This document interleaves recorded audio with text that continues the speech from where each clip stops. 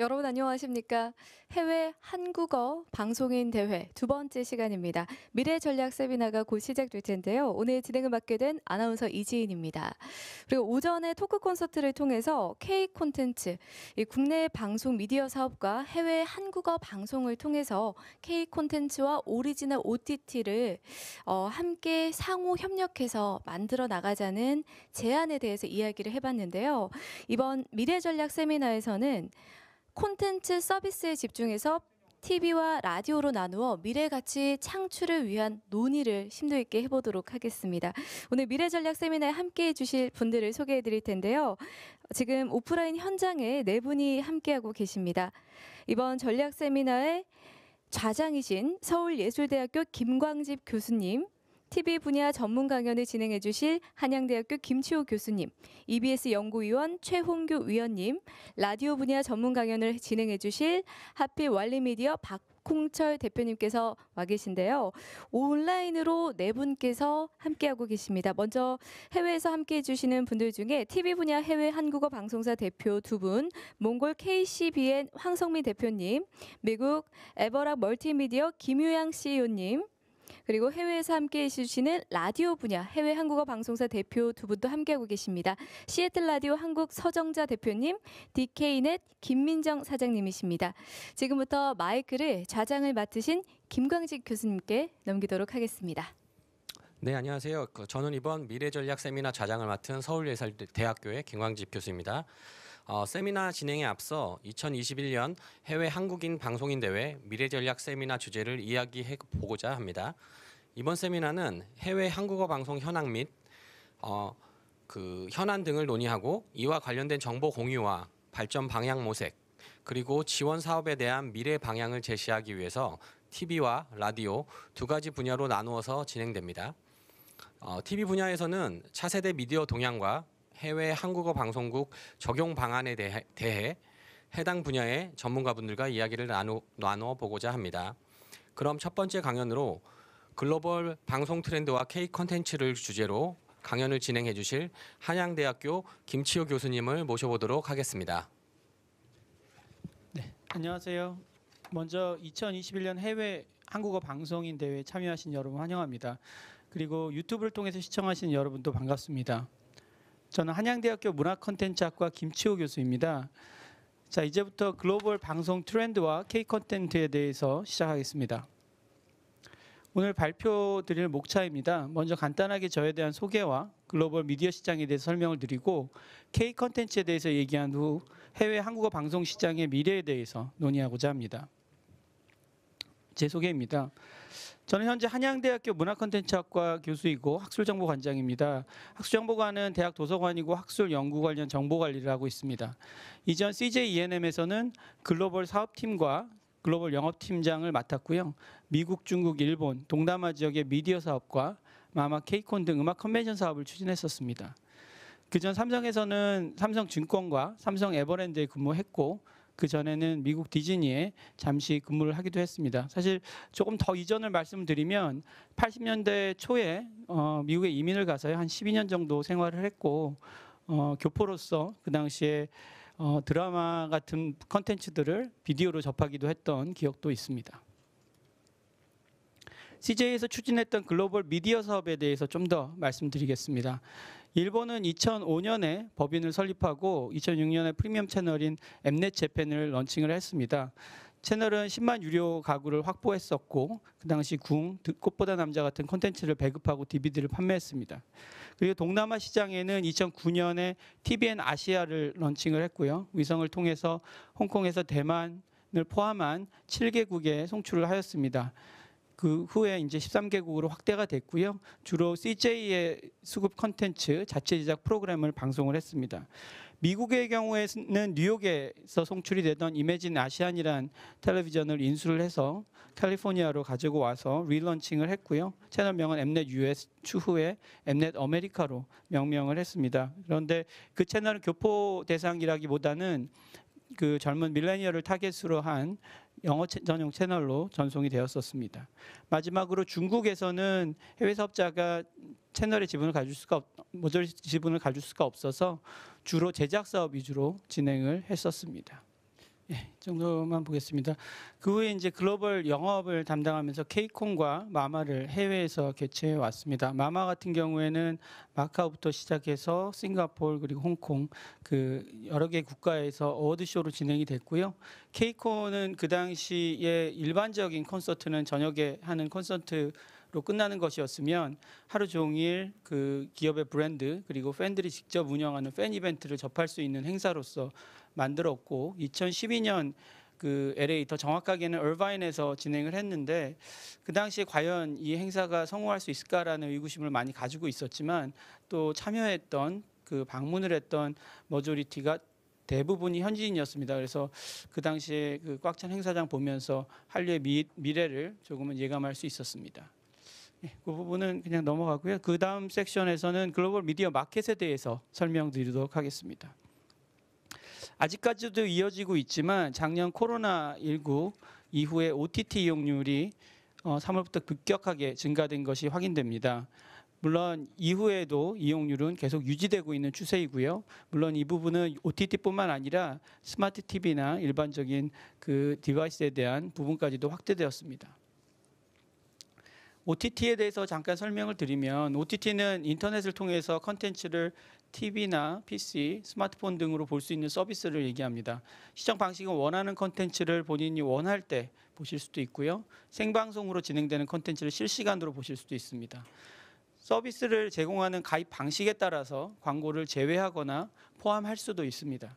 미국에서는 약 70%의 인터넷 이용자가 OTT 서비스를 이용하고 있다고 합니다. OTT는 구독형인 SVOD, 광고 기반의 AVOD, 그리고 편당 결제 TVOD가 있습니다. PwC에 의하면 글로벌 OTT 시장의 규모는 2012년 이후에 연평균 약 22% 성장해서 2021년 올해까지 367억 달러 규모에 이른 것으로 전망이 됩니다. 최근 5년간의 성장률은 31% 이상으로 더욱 가파르게 성장했습니다. 또 다른 리포트는 2025년까지 약 1,800억 불, 약 180조 이상의 성장할 것이 예상이 된다고 합니다. 하면 글로벌 OTT 가입자는 2020년까지 약 60억이 예상되고 유료 가입자는 11억이지만 코드 커팅 현상이 계속 지속되면서 내년 2022년 이후에는 역전이 될 것이 예상이 됩니다. 이 중에 SVOD는 TVOD에 비해서 2배 이상 빠르게 성장하고 있고요. 재작년에 런칭한 디즈니 플러스와 그리고 코로나19의 여파로 이러한 OTT의 성장세는 더욱 빠르게 확산될 것이 예상됩니다. 주요 국가들의 OTT 규모와 자국의 플랫폼 점유율 보고서에 따르면 글로벌 OTT 점유율이 상당히 높은 국가들이 대다수입니다. 자국 플랫폼이 10% 이상인 국가는 다 6개 국가인데요. 그중에 자국 OTT 있는 미국과 또 자국의 글로벌 OTT가 잘 진입하지 못하는 중국을 제외하면 4개 국가에 불과합니다.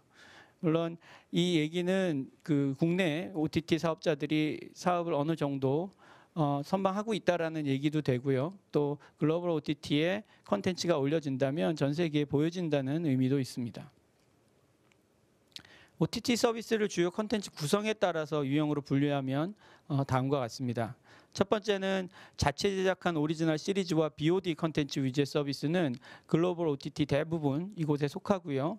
두 번째는 국내 OTT들은 케이블 TV와 종편 지상파 방송 중심으로 서비스를 제공하고 있습니다. 세 번째로 전문 제작자들의 활동과 영상 공유 플랫폼에 따라서 OTT도 변화하고 있습니다.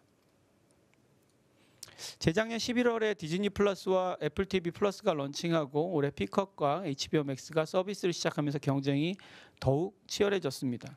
이 중에 디즈니 플러스는 가입자가 1억 명이 넘었고 당초 예상을 훌쩍 뛰어넘는 실적을 보이고 있습니다. 하지만 미국 주요 OTT 사업자 시장 점유율은 여전히 넷플릭스가 45% 이상, 아마존 프라임이 30% 이상, 그리고 디즈니 플러스 훌루가 20% 이상을 차지하고 있습니다.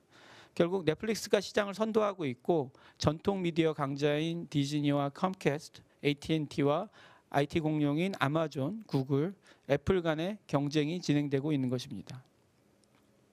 조금 더 큰 그림을 몇 가지 살펴볼까 합니다. 그 2000년 코로나 팬데믹으로 인류가 모두 신뢰에 갇히면서 앞에서 말씀드렸던 OTT와 같은 스트리밍 서비스에 대한 디맨드는 더욱 커지고 있습니다. 그래서 글로벌 온라인 비디오 구독은 26% 증가해서 12억이 되었고요. 이 증가세는 25년까지 16억 구독이 예상됩니다. 2020년에만 앞에서도 얘기를 드렸지만 4개의 플랫폼 애플 TV, HBO Max, 피카 그리고 디즈니 플러스가 런칭을 했습니다. SVOD뿐만이 아니라 AVOD 증가도 굉장히 빠르게 증가하고 있습니다. IMDb TV 같은 경우에는 5,500만 명의 액티브 유저를 확보했고요. 이것은 훌루의 구독자를 이미 넘어선 수치입니다. 2020년 2,200억 불의 필름과 TV 프로그램의 투자가 이루어졌고 전년 대비 16% 이상 증가한 수치입니다. 투자의 3분의 2는 미국과 캐나다에서 이루어졌습니다. 다만 남미, 아프리카, 중동에서는 훨씬 가파르게 성장하고 있습니다. 인도 콘텐츠는 2020년 25% 이상 증가했고 인도 현지 제작과 디즈니와 워너를 포함한 글로벌 투자를 포함한 수치입니다. 미국에서 2020년 TV 시리즈의 예산은 거의 6천만 불 가까이 16.5% 증가했습니다. 가장 높은 비용의 TV쇼는 디즈니 플러스에서 선보였던 완다비전이고요. 디즈니가 2억 불을 투자했습니다. 편당은 2,500만 불 정도를 투자를 했다는 얘기고요. 이러한 증가세는 TV 시리즈와 영화 간의 경계를 희미하게 합니다. 그리고 증가세는 지속될 것이 예상이 되고 어느 순간 뉴노멀로 자리 잡게 되지 않을까 생각합니다. 추가로 한 가지 더 설명을 드리면 패스트에 대해서 말씀드릴까 합니다. 패스트는 Free Ad Supported Streaming TV라고 해서 광고 기반의 방송에 대해서 말씀드릴까 하는데요. 구독료 대신에 광고 수입으로 운영되는 차세대 OTT 서비스로 빠르게 성장하고 있는 것입니다.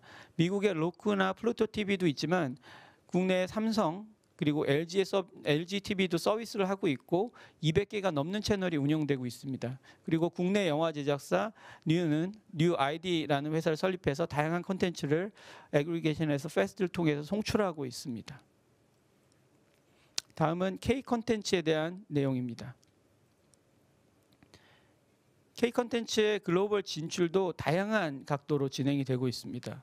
태국에서는 7개의 시즌 이상 인기를 얻었던 복면가왕은 미국과 호주를 포함한 40개국 이상에서 포맷으로 수출이 되었고요. 꽃보다 할배도 미국에서 포맷이 판매되었고 굿닥터 역시 멀티 시즌으로 제작이 되었습니다. 2019년 미국 야구의 월드 시리즈 우승자인 워싱턴 내셔널스 뒤에는 한류 콘텐츠가 있었습니다. 핑크퐁의 아기상어가 워싱턴 내셔널스의 응원가가 되면서 많은 인기를 얻기도 했습니다. 아기상어는 유튜브에서 가장 많이 보여진 영상으로 기록되기도 하였습니다.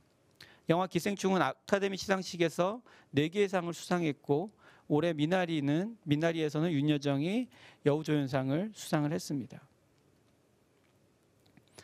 TV 시리즈 오징어 게임은 약 250억 원을 투자해서 83개국에서 1위를 했고요. 넷플릭스 역사상 가장 인기 있는 시리즈로 기록이 되었습니다. 1억 1천만 명 가구 이상이 시청을 했고요. 넷플릭스의 주가를 견인하였고 1조 원 이상의 수익에 기여한 것으로 알려져 있습니다. 달고나의 판매나 오징어 게임의 해시태그를 다른 틱톡의 뷰가 27조까지 증가해서 이 연관된 콘텐츠는 계속 보여지고 재생산되는 양상을 보이고 있습니다. 마지막으로 해외 한국어 방송에 대한 설명으로 마무리하겠습니다. 2018년 12월 31일 기준으로 제외 동포는 총 749만 명으로 집계되었습니다. 2017년 대비 약 6만 명 증가하였습니다. 해외 한국어 방송사는 2020년 10월 30일 기준으로 아시아의 18개, 미주권의 55개, 아프리카의 2개, 그리고 오세아니아의 5개, 독립국가연합의 1개로 총 81개 방송사가 분포 중입니다. 실태조사에 응답한 47개의 방송사 중에서 90%가 주당 168시간 방송 송출하는 것으로 확인되었습니다. 대부분의 방송사는 자체 제작을 하고 있고 주로 보도, 시사 부분을 제작하고 KCA 지원을 통해 제작한 방송사는 이 중에 50%가 확인이 되었습니다. 인력이 11명에서 20명 정도까지 되는 방송사가 38%를 차지를 했고요. 5명 이하가 28%를 차지했습니다. 인력 비중은 제작 기술 인력이 26%, PD가 20%, 아나운서가 8%로 나타났습니다. 시청자는 68%가 한이 교포, 현지인이 32%, 그리고 연령은 주로 60대 이상이 40%로 집계되었습니다. 해외 한국어 방송 지원 사업은 크게 한국 방송 콘텐츠 지원과 글로벌 인적 네트워크 구축 두 가지로 구분이 됩니다. 한국어 방송 콘텐츠 지원의 내역은 자체 제작 지원, 방영권 지원과 실태 조사가 있습니다. 글로벌 네트워크 구축은 이와 같은 한국어 방송인 대회, 교육, 온라인 시스템 운영 지원 등이 있습니다. 해외 한국어 방송 지원 관련된 의견으로 나타났던 부분들은 다양한 콘텐츠 제공이 필요하다. 그리고 지원 사업 선정 제도에 대한 의견이 각각 22%로 가장 높았고요. 다음으로 예산에 대한 지원, 온라인 서비스 관련 지원 이 부분들이 11%, 그리고 기술 정보 제공과 교육, 한국 실시간 뉴스 제공에 대한 부분이 7.4%로 나타났습니다. 마지막으로 올해 해외 방송 분과에서 논의된 내용하고 제가 정리한 내용을 말씀드리고 마치겠습니다. 크게 컨텐츠와 지원으로 제안드리고자 합니다. 컨텐츠도 저도 과거 해외 채널에 운영할 때 고민을 했었는데 현지 로컬에 관심 있는 컨텐츠 제작의 확대가 필요합니다. 뉴스 관련된 부분은 많이 차지하고 있지만 1인 미디어 형태의 현지 여행, 답사, 먹방 등은 현지에서뿐만 아니라 해외 여행, 현지로 가고 싶어하는 부분들을 고려 중인 여행객들에게도 도움이 될 거라고 생각을 합니다. 그리고 타겟에 대한 부분들을 말씀드리려고 하는데요. 현지에 계신 분들이 지금 현재는 좀 연령층이 좀 높게 나타나는 양상이 있는데 이 부분들을 좀 더 젊은 밀레니얼 세대로 맞출 수 있는 부분들도 생각을 했으면 좋겠습니다. 그리고 마지막으로 OTT나 패스트에 대한 시장의 검토 이런 지원도 의미가 있을 것 같고 현지 프로그램을 소셜미디어를 통해서 홍보할 수 있는 다양한 형식의 노력도 중요하다라고 생각이 듭니다. 네, 이상 발표 마치겠습니다. 남은 세션도 잘 들어주시기 바라겠습니다. 감사합니다. 네, 김치호 교수님 좋은 강연 감사드립니다. 이어서 두 번째 강연은 영상 서비스 진화를 설명하는 핵심 키워드는 이라는 주제로 EBS의 최홍규 연구위원님께서 진행해 주시도록 하겠습니다.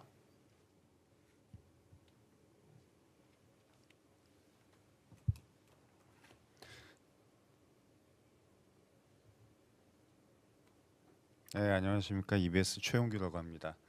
앞서서 김치호 교수님께서 대략적으로 현재 미디어 상황과 그리고 K 콘텐츠에 관련된 현황 그리고 우리 해외 한국어 방송의 좀 나아갈 길에 대해서 좀 아이디어를 구하는 내용까지 발표를 잘 들었습니다.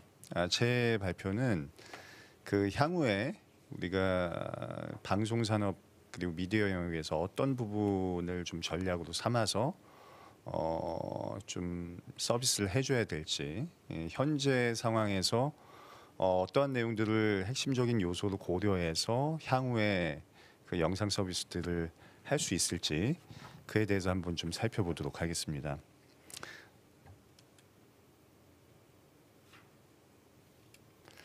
네, 순서는 시간이 짧으니까 이제 진화를 이끄는 상황, 그러니까 영상 콘텐츠 서비스가 지금 현재 진화되고 있는 상황에서 어떤 요소들이 핵심적인 변인으로 작용하고 있는지, 그리고 제가 핵심 키워드들을 한번 뽑아봤습니다. 핵심 키워드들과 이 관련된 사례들을 한번 좀 살펴보고요.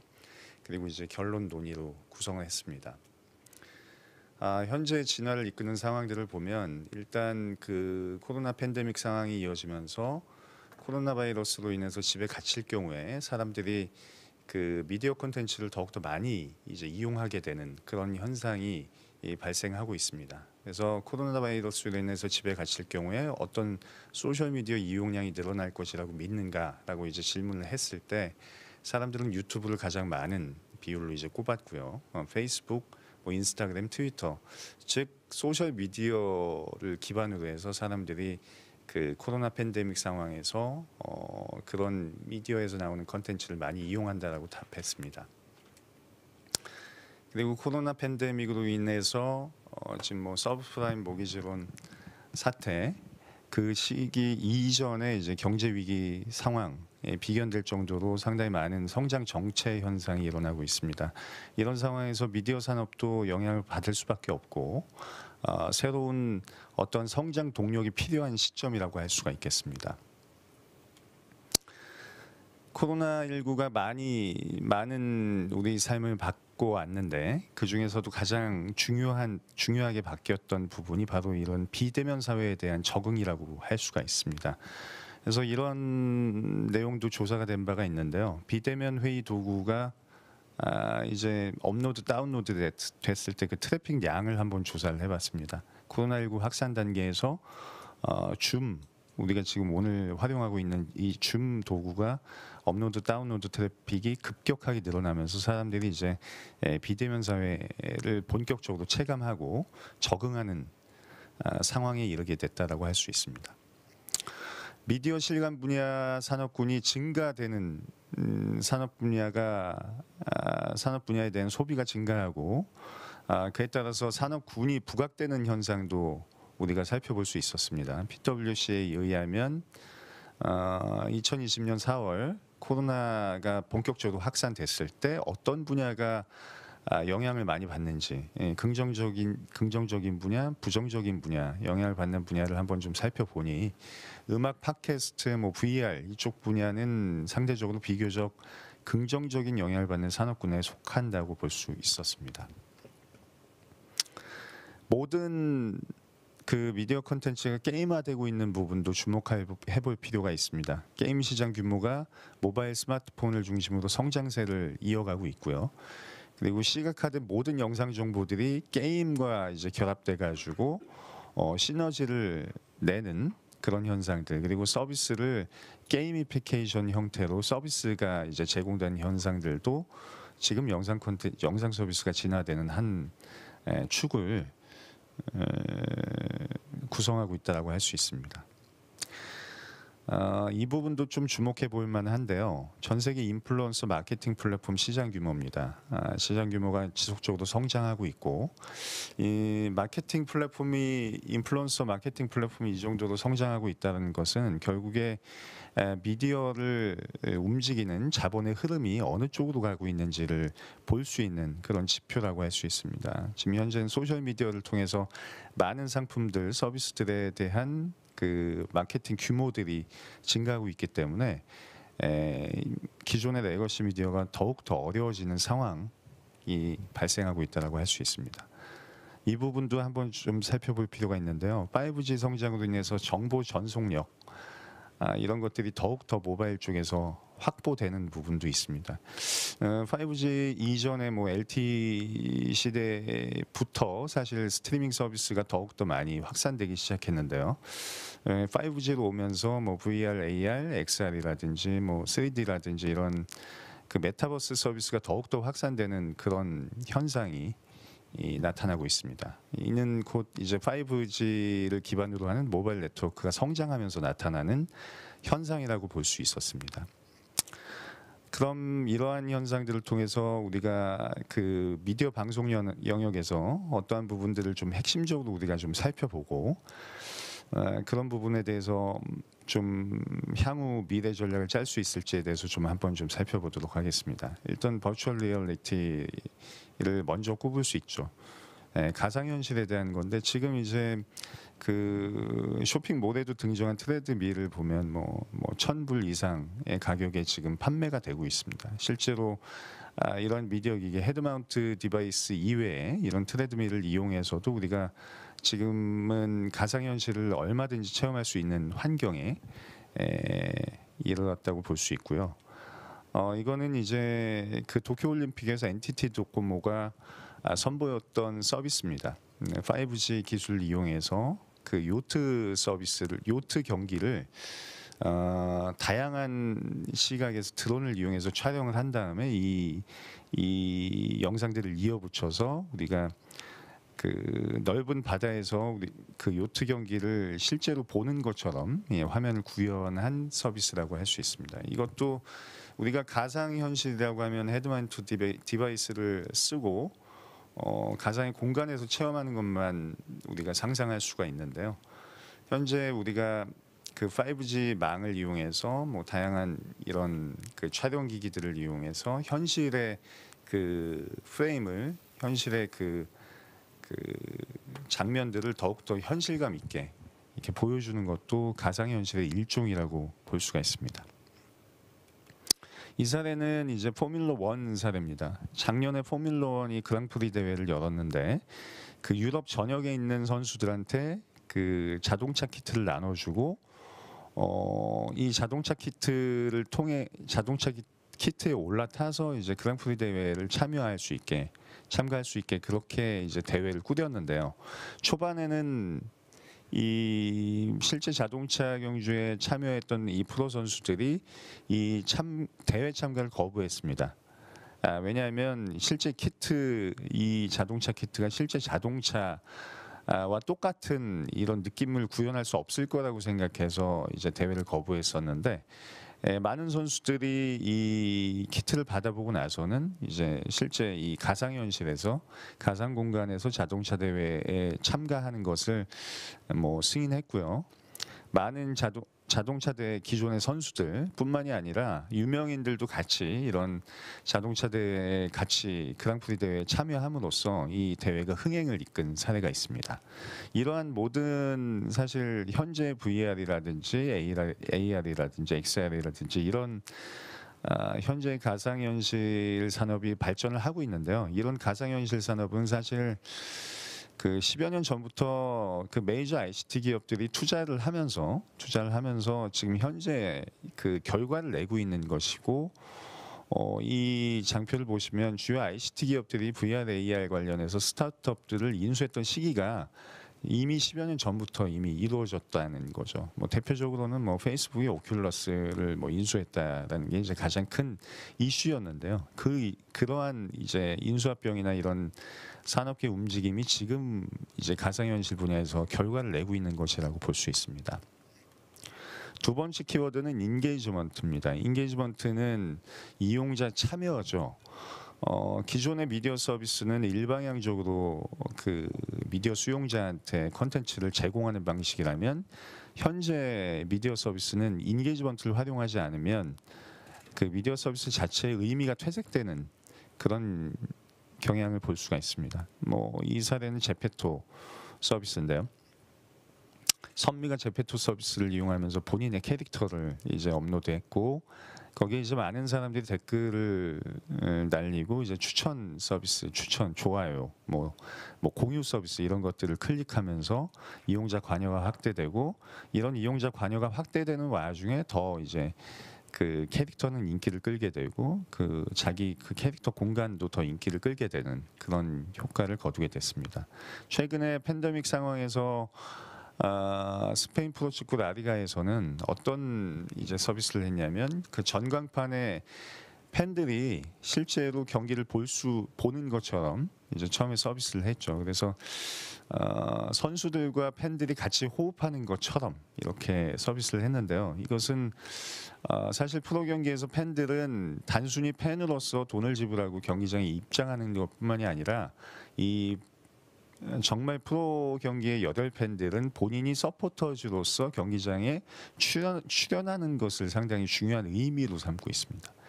본인들이 이 팬으로서 경기장에 출연해서 이 선수들과 같이 호흡하고 내가 응원하는 화면이 TV 화면에 잡힐 때 더욱더 많은 이제 쾌감을 느끼게 되는 것이거든요. 그래서 이런 식으로 오락형으로 참여하는 사례도 있었습니다. 마찬가지로 인게이지먼트가 강조된 사례라고 할 수가 있고요. 영국 프리미어리그에서도 EA 스포츠하고 같이 했던 게 뭐냐면 관중들의 소리, 함성 소리를 그 EA 스포츠에 이제 그 축구 게임에 삽입되어 있던 관중 함성 소리를 연계해가지고 프리미어리그 무관중 경기에서 그 관중 함성 소리를 입힌 사례가 있습니다. 마찬가지로 이것도 그 이용자들이 참여하고 관여하는 그런 내용들을 미디어 콘텐츠 서비스를 제공하는 과정에서 활용한 서비스라고 볼 수 있죠. 다음으로 키워드로 꼽을 만한 것이 이제 아바타와 디지털 휴먼입니다. 아바타를 통해서는 뭐 이 사례는 마인크래프트 서비스를 활용해서 어린이날 행사를 청와대에서 개최한 사례고요. 많은 어린이들이 참여하면서 호응을 끄는 사례가 있는데요. 최근에는 이런 아바타나 캐릭터에 그치지 않고 실제로 이제 가상의 캐릭터를 만들어서 미디어 콘텐츠로 활용하는 경우도 생겨나고 있습니다. 이른바 디지털 휴먼 그리고 버추얼 인플루언서라고 하는데요. 최근에 가장 많이 인기를 끌었던 게 시날라이프의 로지 캐릭터가 있었죠. 그리고 가운데 보이는 것은 스마일게이트라는 게임사에서 만든 캐릭터고요. 마지막에 보이는 게 이제 버추얼 유튜버 루이라는 캐릭터인데요. 이 루이라는 디지털 휴먼 캐릭터는 사실 실제 사람이 유튜브에 출연해가지고 본인이 모든 이제 연기나 노래 같은 것들을 다 한 다음에 이 딥페이크 기술을 이용해서 이제 얼굴을 입히는 기술입니다. 그래서 이런 디지털 휴먼이 최근에 상당히 중요한 키워드로 부각하고 있습니다.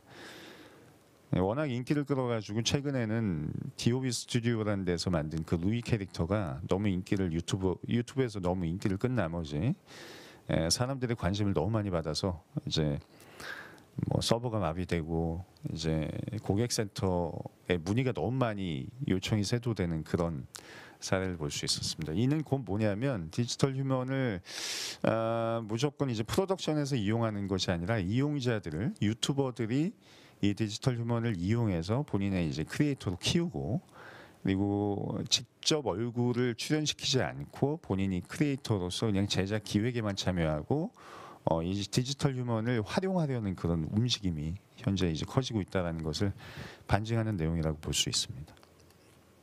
예전에는 사실 사이버 가수 아담이 있었죠. 1998년에 이것도 이제 디지털 휴먼의 효시라고 볼 수가 있는데 사실 이때는 할 수 있는 것이 상당히 제한적이었죠. 그 당시에는 이제 소셜 미디어나 이런 것들도 활성화되지 않았던 상황이기 때문에 아담이 나와서 할 수 있는 것이라고는 기존의 뮤직비디오를 찍어놓은 것을 그냥 다시 재탕하고 그 사람들로 하여금 아담에 대한 이미지를 심어주는 것에 이제 지나지 않았다면 현재는 그 디지털 휴먼이 실제 인플루언서로 활동을 하면서 활동의 영역을 넓혀가고 그리고 이제 그 연기, 드라마, 영화, 이런 부분에 진출을 하면서 더 많은 이제 활동들을 하고 있으니까 예전과는 많이 이제 다른 추세로 가고 있다라고 볼 수 있습니다. 다음의 키워드가 라이츠인데요.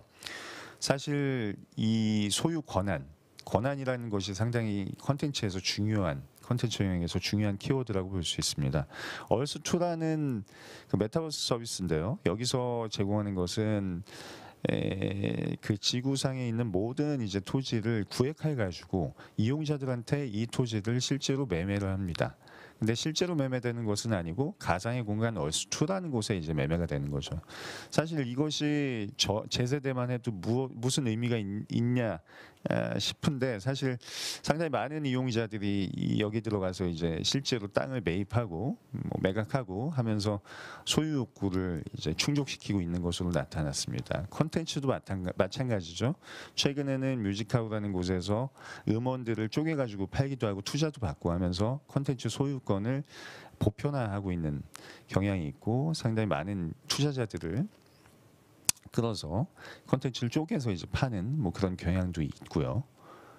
그리고 콘텐츠 소스에 대한 소유도 세분화되고 있습니다. 최근에 유튜브를 통해서 많은 동영상 콘텐츠들이 활용이 되는 그 무료 동영상 서비스 사이트 중에 하나가 픽사베이인데 여기서는 예전에 이제 이미지만 제공했다면 최근에는 동영상 서비스도 같이 이제 제공하면서 이런 내용들을 가지고 이제 소스들을 더욱더 세분화해가지고 소유할 수 있도록 제작할 수 있도록 그렇게 하는 부분이 있습니다. 그리고 이제 마지막 키워드로는 이제 이용자의 프로듀스화입니다. 이용자가 프로듀서화 돼가지고 메타버스 공간에서는 그 로블록스 스튜디오라는 것이 있는데 로블록스 그 서비스를 이용하시는 분들은 많이 아실 텐데요. 로블록스 스튜디오 들어가면 내가 하나의 세계를 창조할 수 있고 게임도 만들어낼 수 있습니다. 내가 만든 게임에서 많은 이용자들하고 같이 활동을 하면서 뭔가 컨텐츠를 즐기는 차원이 아니라 이용자가 실제 프로듀서가 돼가지고 참여할 수 있는 그런 현상이 나타나고 있습니다. 마찬가지로 페이스북 호라이즌이라는 서비스에서는 그 나만의 세계를 만드는 그 서비스를 같이 제공하고 있습니다. 즉 최근에는 영상 서비스가 진화되는 방식이 이용자가 본인이 이제 흥미나 평가나 참여나 반응하는 것을 뛰어넘어서 본인이 하나의 창조자로서 기여하면서 이제 영상 서비스가 진화하고 있다라고 볼 수 있습니다. 앞서 말씀드린 이런 키워드들은 사실 지금 현재 바로 나온 등장한 키워드가 아니고요. 이미 산업계에서 여러 가지 움직임이 일어났었던 사례가 있는데 그 중에서 가장 대표적으로 들 수 있는 게 페이스북 사례입니다. 페이스북은 이미 2016년도에 본인들의 로드맵을 발표했는데 이때 이제 향후 10년 후에 본인들이 가야 할 길로서 이제 AI라든지 VR, AR이라든지 이런 서비스를 이미 이제 발표한 바가 있습니다. 페이스북에서는 그래서 이제 페이스북 스페이시스라는 서비스를 베타 버전으로 2017년도에 이제 발표를 했고요. 당시에 페이스북 글래스만 끼면 페이스북 월드에서 많은 친구들 만날 수 있도록 서비스를 하겠다라고 이제 발표한 바가 있고 이 서비스가 현재의 오큘러스와 함께하고 있는 호라이즌 월드라는 서비스로 발전한 사례가 있습니다. 최근에 마크 주커버그 페이스북 CEO죠. 나와서 이제 본인들의 페이스북 호라이즌 서비스에 대한 비전을 발표한 바가 있습니다. 페이스북 글래스만 끼고 거실에 앉아 있으면 가상 세계에서 많은 친구들을 다 만날 수 있다. 이런 얘기들을 발표한 바가 있죠. 이런 부분도 결론적으로 좀 한번 살펴볼 필요가 있습니다. 결국에 미디어는 세대에 맞춰서 진화해온 측면이 있습니다. 98년도에 구글이 이제 인터넷 서비스가 나오면서 가장 이제 핫한 서비스로 발전을 했는데 그때 태어난 아이들이 지금 현재 24살이죠. 쭉 살펴보면 2010년도에 카카오톡이 나왔는데 그때 태어난 아이들도 현재 12살입니다. 이렇게 세대에 맞춰서 진화해온 미디어, 이 미디어에 따라서 영상 콘텐츠도 같이 진화하고 있다고 볼 수 있고요. 결론적으로는 영상 서비스 진화는 가상현실, 인게이지먼트, 아바타, 그리고 권한에 대한 문제, 이용자의 프로듀서와 등의 요소들을 통해서 이루어지고 결국 영상 서비스도 메타버스와 접목이 중요한 전략으로 부각될 가능성이 있습니다. 그리고 세대에 따라서 발전한 미디어에 맞춰서 영상 서비스가 진화될 것으로 예상됩니다. 그러나 여전히 가장 중요한 요소는 콘텐츠의 질적 수준이라고 볼 수 있습니다. 다시 한번 생각해 볼 것이 이제 넷플릭스 사례인데요. 넷플릭스에서 하우스 오브 카드라는 콘텐츠는 현재 넷플릭스를 잇게 한 아주 중요한 콘텐츠라고 할 수가 있죠. 당시에 넷플릭스는 어떻게 홍보를 했냐면 하우스 오브 카드는 빅데이터를 이용해서 만들어진 콘텐츠라고 홍보를 했습니다. 하지만 2017년도에 조 힙스라는 넷플릭스 부사장이 한국에 이제 방문을 하면서 미디어 라이츠 캐피탈이라는 제작사에서 하우스 오브 카드를 만들었고 본인들은 미디어 라이츠 캐피탈이라는 곳에서 만들어서 넷플릭스에 제공을 했는데 이것이 어느샌가 빅데이터를 활용한 서비스로 둔갑이 되어 있더라 이런 취지의 말을 합니다. 그러고 나서 보니까 하우스 오브 카드를 만든 감독은 데이비 핀처 감독 그리고 케빈 스페이시라는 아주 걸출한 배우가 있었죠. 지금 현재 오징어 게임이 우리나라에서 상당히 인기를 끈 콘텐츠로 전 세계적으로 각광을 받고 있는데 마찬가지로 감독, 배우 아주 기존 콘텐츠 영역에서 인기를 끌고 성과를 거뒀던 감독과 배우들로 이루어진 이제 제작진이 투입이 된 거죠. 넷플릭스라는 그 플랫폼이 중요한 것이 아니라 그 안에 있는 서비스가 중요한 것이 아니라 결국에는 콘텐츠 질이 가장 중요한 것이라는 우리가 함의를 얻을 수가 있습니다. 네, 제 발표는 여기까지입니다. 감사합니다. 네, 최윤규 위원님 그 최신 트렌드에 대한 정리와 좋은 강연 감사드립니다.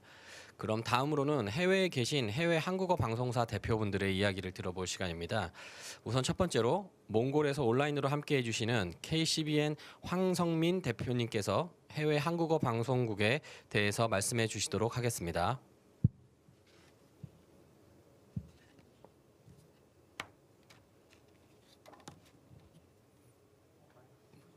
마이크 좀. 대표님 목소리가 들리지 않아서 잠시만요.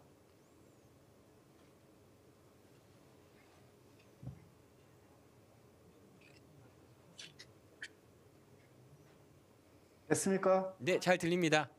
네. 자, 국내 방송 관계자 여러분, 그리고 이 방송을 시청하시고 계신 시청자 여러분 안녕하십니까? 저는 몽골 KCBN 방송국 대표 황성민입니다. 해외 한국어 방송을 운영하시고 계시는 관계자 여러분들께 먼저 존경과 감사의 말씀을 드리고 싶습니다.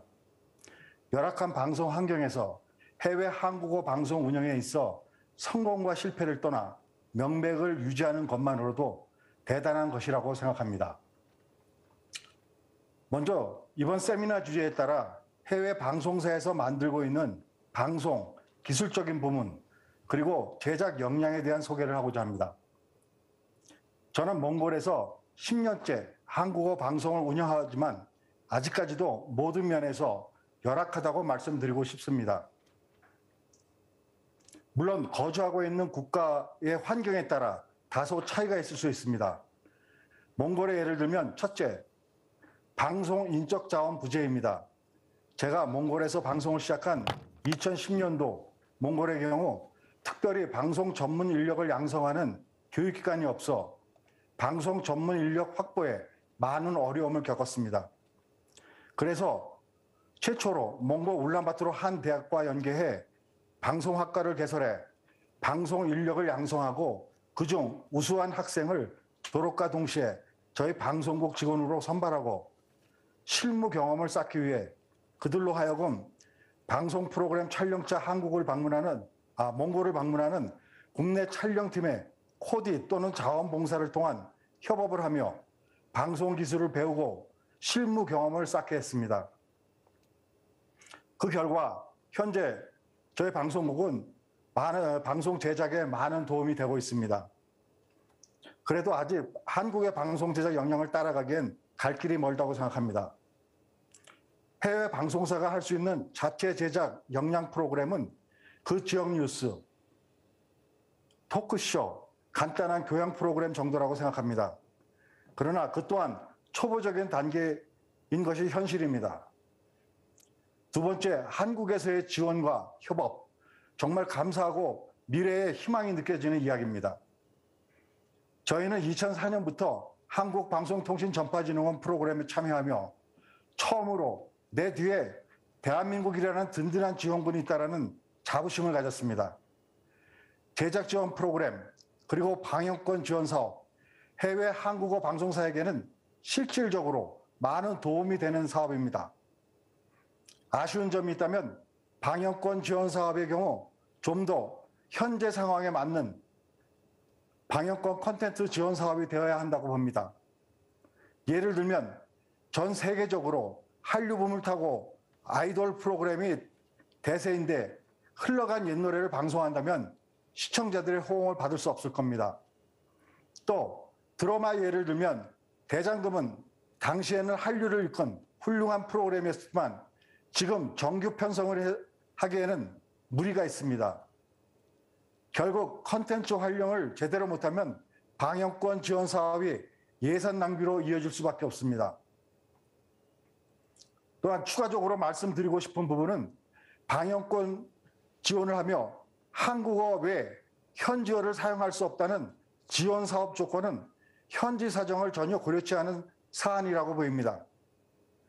일단 몽골의 경우 몽골 방송통신규제위원회에 따르면 모든 방송 프로그램은 몽골어가 더빙이든 서브타이틀이든 꼭 들어가게 명시되어 있습니다.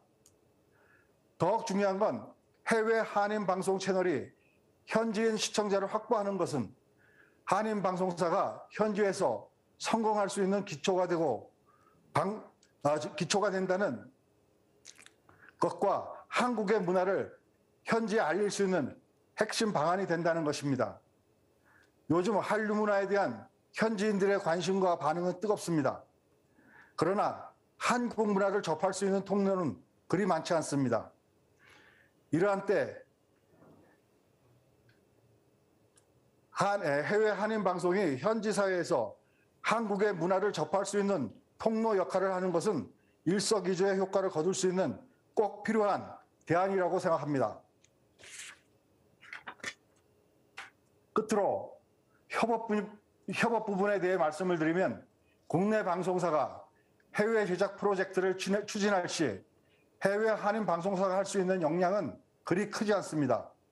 그러나 협업에 대해 해외 프로그램 제작 시 프리프로덕션에 꼭 필요한 사전 자료 조사, 현지 로케이션 및 출연자 섭외, 현지 촬영 코디네이팅, 제작 장비 및 현지 보조 인력 수급 등 방송 콘텐츠 제작에 있어 없어서는 안 될 부분을 해외 방송사가 효율적으로 협력할 수 있는 부분입니다. 이러한 부분의 협력이 원활히 이루어질 때 프로젝트의 촬영 일정과 제작비 절감 효과를 가져올 것이라고 확신합니다. 또한 해외 방송사의 베네핏은 현지 방송 인력의 현장 경험을 통해 기술 습득과 일정 부분 해외 방송사의 수익에 도움이 될 것입니다. 끝으로 해외 방송사 발전을 위해 물심양면으로 도와주시는 방송통신전파진흥원 관계자 여러분의 노고에 감사드립니다. 감사합니다. 네, 황성민 대표님 좋은 말씀 감사드립니다. 저도 사실 지난 몇 년간 해외 한국어 방송사 사업들을 보면서 많은 부분에 대해 있었던 부분에 대해서 일부 공감하고 있습니다. 이 부분에 대해서는 조금 이따 자유 토론 시간에 논의하도록 하겠습니다.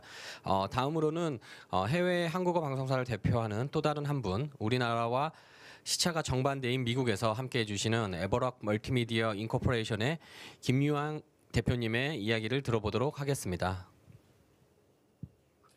안녕하세요. 북가주 한국어 방송사 KMS TV 김유한입니다. 앞서 두 분 교수님과 위원님의 정말 여기서는 들어볼 수 없는 대학 강의실에서 듣는 그런 고급적인 정보 인포메이션을 들어서 여기 내가 있을 자리인가 잠시 생각을 하고 와 우리 방송 현황을 말씀하라 그러는데 너무나도 거리가 먼 여기 전쟁터에서 사업을 하고 있기에 이거 내가 맞는 자리인가 하는 잠시 그런 생각도 들었었습니다. 그리고 지금 몽골의 황 대표님께서 말씀하시는 게 좀 거리가 멀고 또 위치가 달라도 방송 사역을 하시면서 어쩜 그렇게 똑같은 일을 겪고 있는가 너무나도 많은 조목조목 말씀하신 사항에 지금 동감을 하고 있습니다.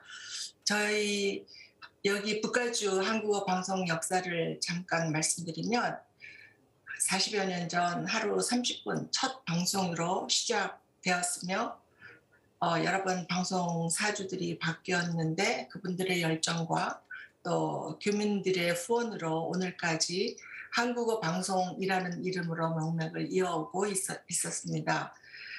저희가 인수한 2007년도에 현 폭스 TV와 채널 계약을 하게 되었고 당시 24시간을 채울 컨텐츠가 없었어요. 그렇게 부족했기 때문에 그 당시 방송 3사를 다니면서 컨텐츠 공급 받기가 얼마나 어렵고 수월하지 않다는 것을 그때서 알게 되었고 또 프로그램을 채우기 위해서 8년간 정말로 어렵게 방송 송출을 하는 세월을 보냈었습니다. 그러나 여러 우연곡절을 겪은 끝에 2015년 수건 사업이었던 24시간 컨텐츠 확보라는 것을 KBS 아메리카와 정식 컨텐츠 계약을 하게 되었고요.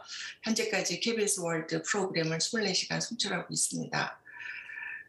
우리 KEMS가 위치한 지역은 북가주 심장부인 베이 지역이라 불리는 샌프란시스코, 오클랜드, 버클리 여러분들이 잘 아시는 산호제, 나파, 세크라멘토 등 주요 도시들이 있는 중심부에 위치하고 있고요. 또한 한인 인구가 가장 많이 모여 살고 있는 곳이기도 합니다. 2020년 미국에서 실시한 인구 조사서를 보면 이 베이 지역에 흩어져 살고 있는 한인 인구수가 LA와 뉴욕에 이어서 세 번째로 많고요.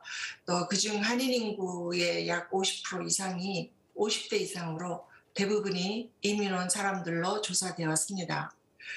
전통적인 방법으로 아직 TV를 보시고 계신 우리 주요 시청자층이 이민 1세, 2세가 아닐까 그런 추측을 가지고는 있었지만 작년 조사 결과를 통해서 확인되었고 점점 우리 시청자층이 50대를 넘어가고 있다고 봐도 무리가 아닌가 생각이 됩니다. 최근 한국 문화에 관심이 높아지면서 전세적인 현상이지만 이것도 아시아 민족뿐만 아니라 미국 많은 주류 미국인들도 시청하고 있음을 다른 해외 방송사 우리 황 대표님을 통해서도 또 인지하고 있을 거라고 생각됩니다. 이 관심이 서서히 마케팅으로 연결되고 있어서 이거는 아주 긍정적인 결과가 아닌가 생각이 합니다. 시청자층의 고령화는 저희 방송뿐만이 아니라 앞으로 모든 방송사가 해외 방송사가 고민해야 할 이슈가 아닌가 생각이 듭니다. 그리고 저희가 2008년 2월 저희 방송이 최초로 이 지역에서 한국어 방송으로서 최초로서 컴캐스트 케이블을 통해서 대부분의 북가주 큰 도시로 방송되던 감격은 잊을 수가 없습니다. 자체 제작 비율이 아주 극소하지만 그래도 교민사회 시청자들에게 유익하고 재미있는 자체 프로그램을 위해서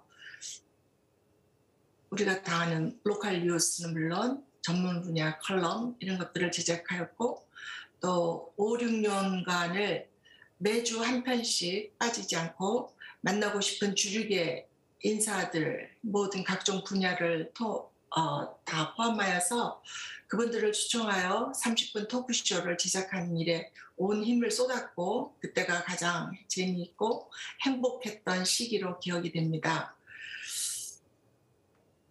또한 어느 해외 한국어 방송사가 그렇듯이 자체 제작 지원에 공모하여서 선정되고 6년 동안 60분 5부작 다큐멘터리를 6편 자체 제작할 수 있는 기회가 주어졌고 그중에 2010년은 입상을 하였고 2013년, 2015년은 최우상 그리고 올해는 우수상 등으로 이렇게 제작 능력을 인정받게 되었습니다. 이렇게 10년 동안 많은 자체 제작을 할 수 있었던 것은 주변에 방송 전문 한인 석사 유학생들이 넘쳤고 이런 고급 인력들을 채용하는 데 전혀 어려움이 없었습니다. 그러나 2010년 후반부터 한국 경제와 맞물리면서 유학생 수가 급격히 줄고 또한 트럼프의 이민 정책 등이 유학생들의 취업 조건에 어려움을 더했고 또 지난 해와 올해 계속되는 코비드 19으로 현재는 이 지역에 한인 방송 전문 인력을 찾을래야 찾을 수가 없는 그런 심각한 어려움에 직면하고 있습니다.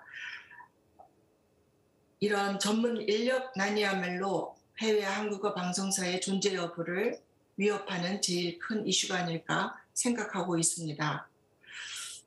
특별히 그동안 영상 제작 쪽은 우리가 그런 석사 학위를 가지고 있는 여러 전문 인력들을 활용해서 저희가 좋은 제품 또 좋은 프로그램들을 계속 만들 수는 있었지만 방송 송출 장비라든가 다른 기타 이런 테크니컬한 이슈들을 해결할 수 있는 그런 인력들은 여기서는 한국인들을 만나볼 수가 없었어요. 특별히 이쪽은 IT와 여러 그런 계통의 많은 엔지니어들이 살고 있지만 방송 장비에 관해서는 우리 한인들은 찾아볼 수가 없었고 또 그래서 현재는 팍스 TV의 여러 기술자라든가 아니면 그 개인 독립적인 그런 미국인 비디오 영상 기술자들을 통해서 여러 가지 문제가 있을 때마다 도움을 받고 하지만 정말로 어려운 문제가 가끔 생길 때마다 정말 힘들 때가 많이 있었습니다. 그래서 지금 가장 심각한 전문 인력난들을 해결하기 위해서 한국과 저희는 그동안 그 고급 기술적 우리 교수님이나 우리 위원님께서 말씀하신 그런 지금 하이 테크니컬한 이슈들을 해결한다는 것은 꿈도 꾸지를 못하고 지금 현재 이 현실상에서 어떻게 방송국을 잘 송출하고 또 마케팅을 잘 해서 이거를 직원들 월급을 주고 어떻게 살아남는가 하는 게 제일 큰 이슈였기 때문에 인력난이 없으면 지금도 저희가 6명이라고 하는 너무나 미니멈 인력을 가지고 현재 운영을 하고 있는데 이런 인력난을 취급하기 위해서는 한국이나 국가기관이나 관련 기관에서 적극 후원하는 제2원 교환 방문 비자 이런 프로그램들을 저희 해외 한국어 방송 저희들이 특히 이 샌프란시스코는 너무나도 멋진 곳이지만 정말로 어려운 인력난을 겪고 있기 때문에 그런 프로그램들을 활용할 수 있기를 너무나도 고대하고 또 활성화될 수 있기를 고대해 봅니다. 이상입니다. 네, 김유한 대표님 지금 좋은 말씀 감사드립니다. 사실 저도 샌프란시스코에서 9년 정도 살았었고 사실 저도 이제 샌프란시스코 주립대에서 강의를 하면서 학생들을 배출했었던 경력이 있었는데요. 그래서 사실은 해외에 있는 방송국들의 현황을 사실 누구보다 잘한다고 자부심을 갖고 있습니다. 그래서 사실 오늘 저희가 진행했던 강의들은 아무래도 뉴 트렌드라든지 앞으로 미래 방향이지만 사실은 현지에 계신 분들이 사실은 따라가기는 조금 쉽지는 않으실 겁니다. 하지만 거기에 대한 인포메이션을 갖고 계시지 않으면 미래에 대한 준비를 하실 수 없기 때문에 이런 부분에 대해서 조금씩 팔로우를 하시면 좋을 것 같고요. 그럼 지금부터 전문 강연과 해외 한국어 방송사 대표분의 강연을 통해서 들어봤고요. 그다음 지금부터는 해외 한국어 방송국에 적합한 TV 제작 기술과 적용 방안에 대해서 연사분들과 잠시 이야기를 나눠보도록 하겠습니다. 지금 강의를 해주신 해외에 있는 방송사분들 2분하고 여기 계신 2분의 이제 연사분들에 이어서 질문을 드리도록 하겠는데요. 자유롭게 진행을 하겠지만 제가 먼저 한두 가지 질문을 먼저 드리고 나서 좀 더 토론을 하면 좋을 것 같습니다. 여러 가지 질문들이 있지만 먼저 김치호 교수님께 질문을 드리도록 하겠습니다.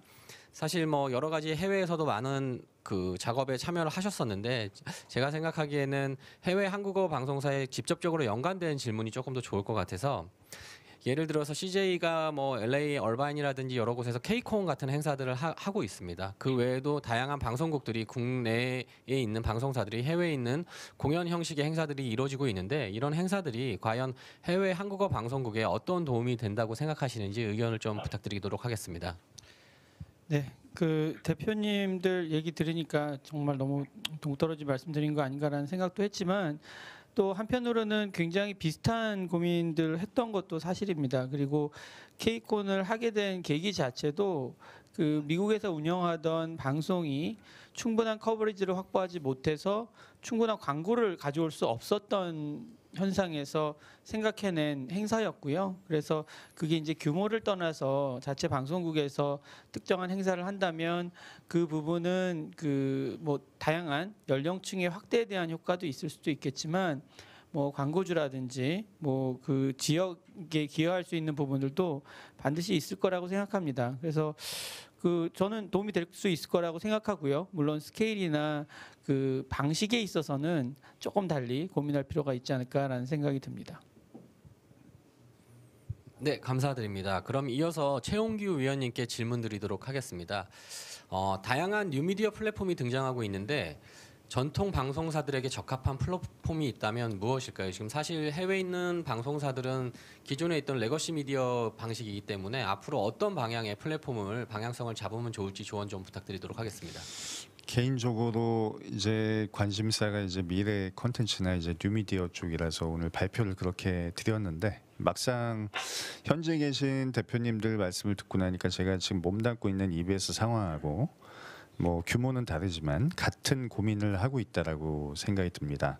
우리가 기존 미디어를 레거시 미디어라고 하는데 정말 지금 현지에서 활약하고 계시는 대표님들께서는 이 레거시 미디어를 정말 한국의 동포들한테 좀 제대로 전달할 수 있게 하는 그런 정말 사명감을 가지고 임하신다는 생각이 좀 들었어요. 그래서 상당히 좀 가슴이 먹먹한 부분도 있고요. 그럼에도 불구하고 이제 많은 뉴미디어 플랫폼이 등장하고 있는 와중에서 우리가 어떻게 대처해야 되느냐, 저희 EBS 상황하고 좀 맞닿아서 좀 말씀을 드릴 필요가 있을 것 같습니다. 제가 실제로 와가지고 지상파 방송사를 경험해 보니까 이 RF, 그러니까 전파를 기반으로 한 방송사들은 기본적으로 내부 이용자 데이터를 가지고 있지 않습니다. 잘 생각해 보면 우리 지상파 방송사들이 내부 이용자 데이터를 가지고 있는 유일한 것이 이제 시청자 시청률 데이터인데요. 이 시청률 데이터마저도 닐슨이나 TNMS 같은 이 대규모 조사 회사들이 그 원천 데이터를 가지고 있는 것이죠. 이 방송사들은 그 데이터들을 받아가지고 아주 기초적인 수준에서 분석하는 것밖에 없습니다. 그래서 저는 사실 말씀드리고 싶은 게 이 아무래도 뭐 6명, 뭐 10명 이내에 많지 않은 직원분들을 활용해 가지고 이제 일하시는 게 쉽지 않겠지만 가장 중요한 것은 지금 현재 우리 방송을 이용하고 있는 이용자가 누구인지를 파악하는 것이 저는 가장 중요하다고 생각합니다. 그 다음에 그 내용들이 파악이 되면 이런 이용자들을 대상으로 해서 어떤 식으로 이용자들이 참여할 수 있게 하는지 그 프로그램들을 기획하는 것이 중요하고요. 그 내용들이 기획이 되면 자연스럽게 사실 기존 소셜 미디어하고 플랫폼을 연동해 가지고 서비스를 기획할 수가 있습니다. 그래서 지금 가장 필요한 것은 저는 뭐 현재 계신 대표님들한테 이 내용을 요구드린다기보다는 오늘 이제 뭐 행사를 주관하시는 KCA나 뭐 가기정통부나 이런 쪽에서 해외 한국어 방송 사업자들의 실제 지금 현재 이용하고 있는 주 이용 계층이 누구고 이 이용 계층들이 원하는 서비스가 무엇인지 이런 것들에 대한 뭐 대규모 조사 사업들을 좀 진행을 해주셨으면 하고요. 그 내용들을 토대로 해서 이제 기존의 레거시 미디어와 소셜 미디어가 연동할 수 있는 그런 전략들을 향후에 이제 짤 수 있는 그 모델이 지금 현재 시점에서 필요하지 않은가 그런 생각을 하고 있습니다. 네, 감사합니다. 그럼 이어서 그 해외에 계시는 황 대표님하고 김유양 대표님께 한번 질문보다는 아무래도 저희가 직접 질문을 드리는 것보다 저희에게 혹시 뭐 질문이나 의견이 있으시면 그걸 들어보는 게 좀 더 좋을 것 같습니다. 혹시 황 대표님 먼저 의견이 있으실까요? 네, 제가 말씀드리고 싶은 거는 일단은 요즘은 뭐 페이스북이니 유튜브니 해서 사실 한국에서 유행하는 거는 해외 다른 나라에서도 똑같이 같이 유행을 합니다. 그 정도로 빠르게 전파를 하고 있기 때문에 사실 요즘 저희가 이제 방영권 지원 사업이라든지 이런 걸 통해서 많은 프로그램 콘텐츠를 받고 있지만은 실질적으로 물론 이제 예산 문제도 있고 여러 가지 문제가 있을 수 있지만은 현시에 전혀 맞지 않는 그런 콘텐츠가 사실 주류를 이루고 있습니다. 그래서 저희도 이제 가능하면은 또 지원 사업이고 하니까는 정기 편성을 하기 위해서 많은 노력을 하지만은 가능하면 이제 그런 문제에 대해서 좀 더 우리 전파진흥원에서 좀 관심을 갖고 좀 봐주셨으면 하는 바람입니다. 네, 제가 뭐 답변을 드릴 수는 없겠지만 지금 저희가 이미 그런 비슷한 회의들을 하고 있고요. 실제로 지금 공중파에서 하고 있는 방송들이 대부분 다 실시간으로 OTT에서 해외에서 방송을 하고 있기 때문에 오히려 그런 해외 플랫폼에서 쓰지 않고 있는 타 방송의 유익한 방송들을 좀 모아서 방영권 지원을 해준다라든지 그런 거에 대한 연구조사를 지금 하고 있습니다. 그런 것들이 조금 더 매년 개선될 수 있도록 노력하도록 하겠습니다. 혹시 김유양 네, 대표님도 의견 있으실까요?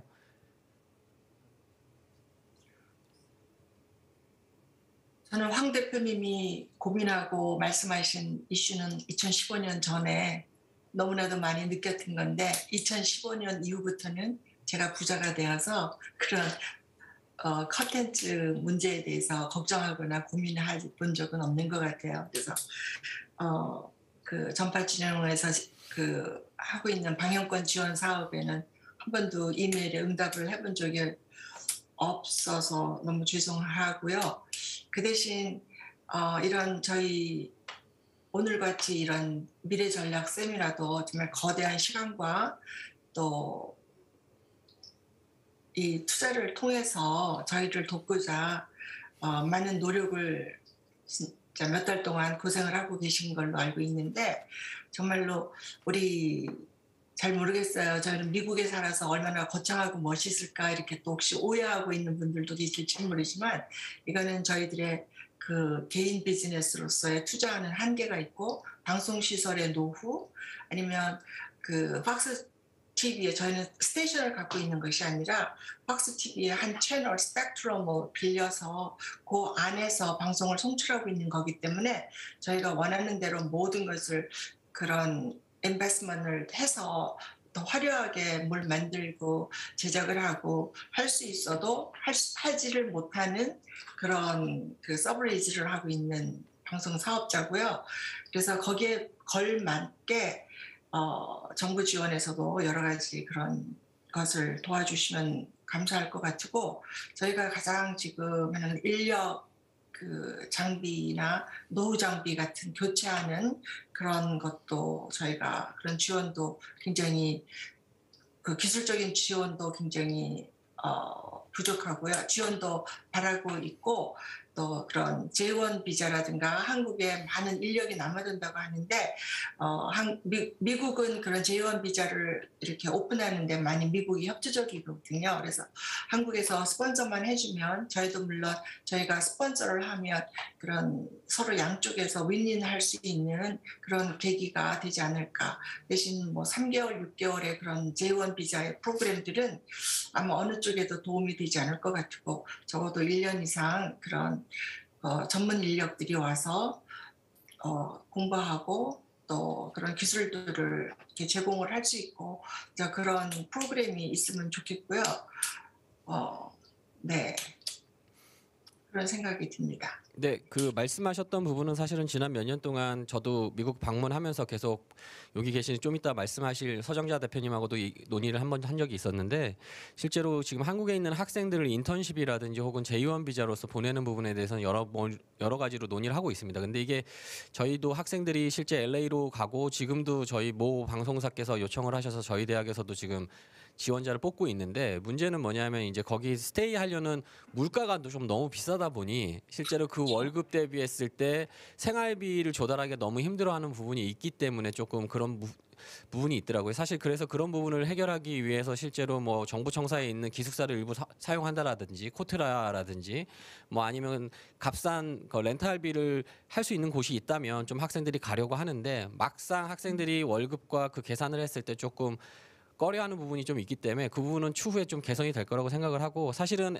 아까 말씀하신 대로 3개월, 6개월 가는 건 큰 의미가 없고 최소 1년 이상 가야 되는데, 그러려면 J1이나 H1 비자를 받아야 되는데, 또 H1 취업 비자를 받으려면 사실 연봉도 일정 수준 이상을 줘야 되는데, 그 부분은 사실은 해외 방송사분들께서 부담하시긴 좀 무리가 있는 금액들인 걸로 알고 있습니다. 저도 제가 미국에서 회사를 운영해봤기 때문에 알고 있는데, 그런 부분은 앞으로 조금 더 그 정부 쪽에서 미국 쪽하고도 지금 얘기하고 있는 걸로 알고 있습니다. 그럼 좀 간소화 정책들이 생기면 추후 인력들이 좀 많이 갈 수 있을 거라고 생각합니다.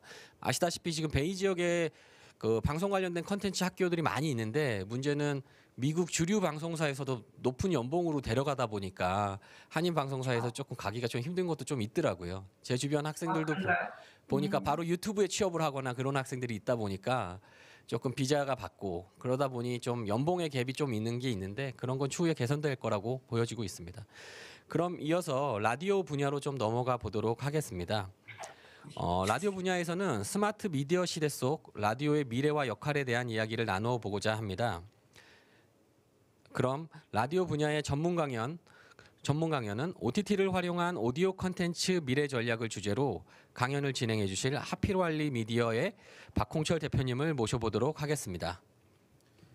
네, 여러분 안녕하십니까? 하필왈리 미디어의 박홍철 대표입니다. 올해로 제가 세 번째 한국어 해외 한국어 방송인 대회에 참가하고 있는 것 같습니다. 매년 이 기술적인 변화 때문에 이 새로운 내용 그리고 미래 전략에 대해서 이 해외 한국어 방송을 통해서 방송인 대회를 통해서 말씀을 드렸었는데, 지난해와 올해 겪은 변화는 그 기술적인 변화보다도 더 큰 층의 인류적인 변화였던 것 같습니다. 오늘 제 강의는 이 OTT를 활용한 오디오 컨텐츠의 미래 전략인데, 부제는 보이는 라디오, 들리는 유튜브 정도로 생각해 볼 수 있을 것 같습니다. 지난 가을에 했었던 해외 한국어 연수의 그 교육 내용을 좀 더 자세하게, 이 콘텐츠 유통 및 홍보의 그 교육 내용을 자세하게 스피노프 버전으로 준비했다, 이렇게 보시면 될 것 같습니다. 라디오에 관한 이야기다 보니 좀 편하게 들으시고 같이 상상해보고 고민해보고 이야기를 나누어 갔으면 좋겠습니다.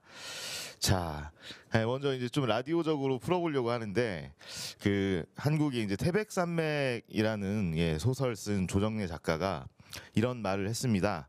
120년 전에 영화가 탄생했을 때 소설이 끝났다. 소설의 시대는 끝났다. 소설은 죽었다. 많은 사람들이 이렇게 얘기를 했다고 하고요. 그 이후에 50여 년 지나서 텔레비전 방송이 실현됐을 때 사람들은 영화는 끝났다. 영화는 죽었다. 이렇게 이야기를 했다고 합니다. 그러면서 이 조정래 작가가 하는 말이 그런데 지켜보면 지금 소설이 생명력을 다했느냐, 영화는 없어졌느냐, 그렇지 않다. 소설과 영화와 TV는 다 같이 공존하고 있다. 예, 이런 이야기를 했습니다. 그러면서 작가로서 소설의 그 생존 방법은 결국 소설이 영화가 하지 못하고 라디오가 하지 못하고 TV가 하지 못하는 소설만이 할 수 있는 일을 여전히 하고 있기 때문에 사람들은 소설을 읽고 있다. 그리고 소설이 생명, 그 생으로서 주는 그 명령을 다하고 있다. 이렇게 얘기를 했습니다. 그래서 이 일화를 살펴보면 결국에 우리가 요즘 염려하고 대비하고자 하는 이 새로운 기술과 이 새로운 미디어의 환경이 앞으로 우리 레거시 미디어라고 하고 뭐 올드 미디어라고도 하는 방송사 형태의 송출 방송에서 기존 매체를 구축할 것이냐, 즉 기존 매체를 밀어낼 것이냐 라는 걸 생각해 보면 그렇지만은 않겠다라는 생각이 들고요. 저는 이 방금 그 조정래 작가의 일화에서 두 가지 지점이 유추가 가능하다라는 생각이 듭니다.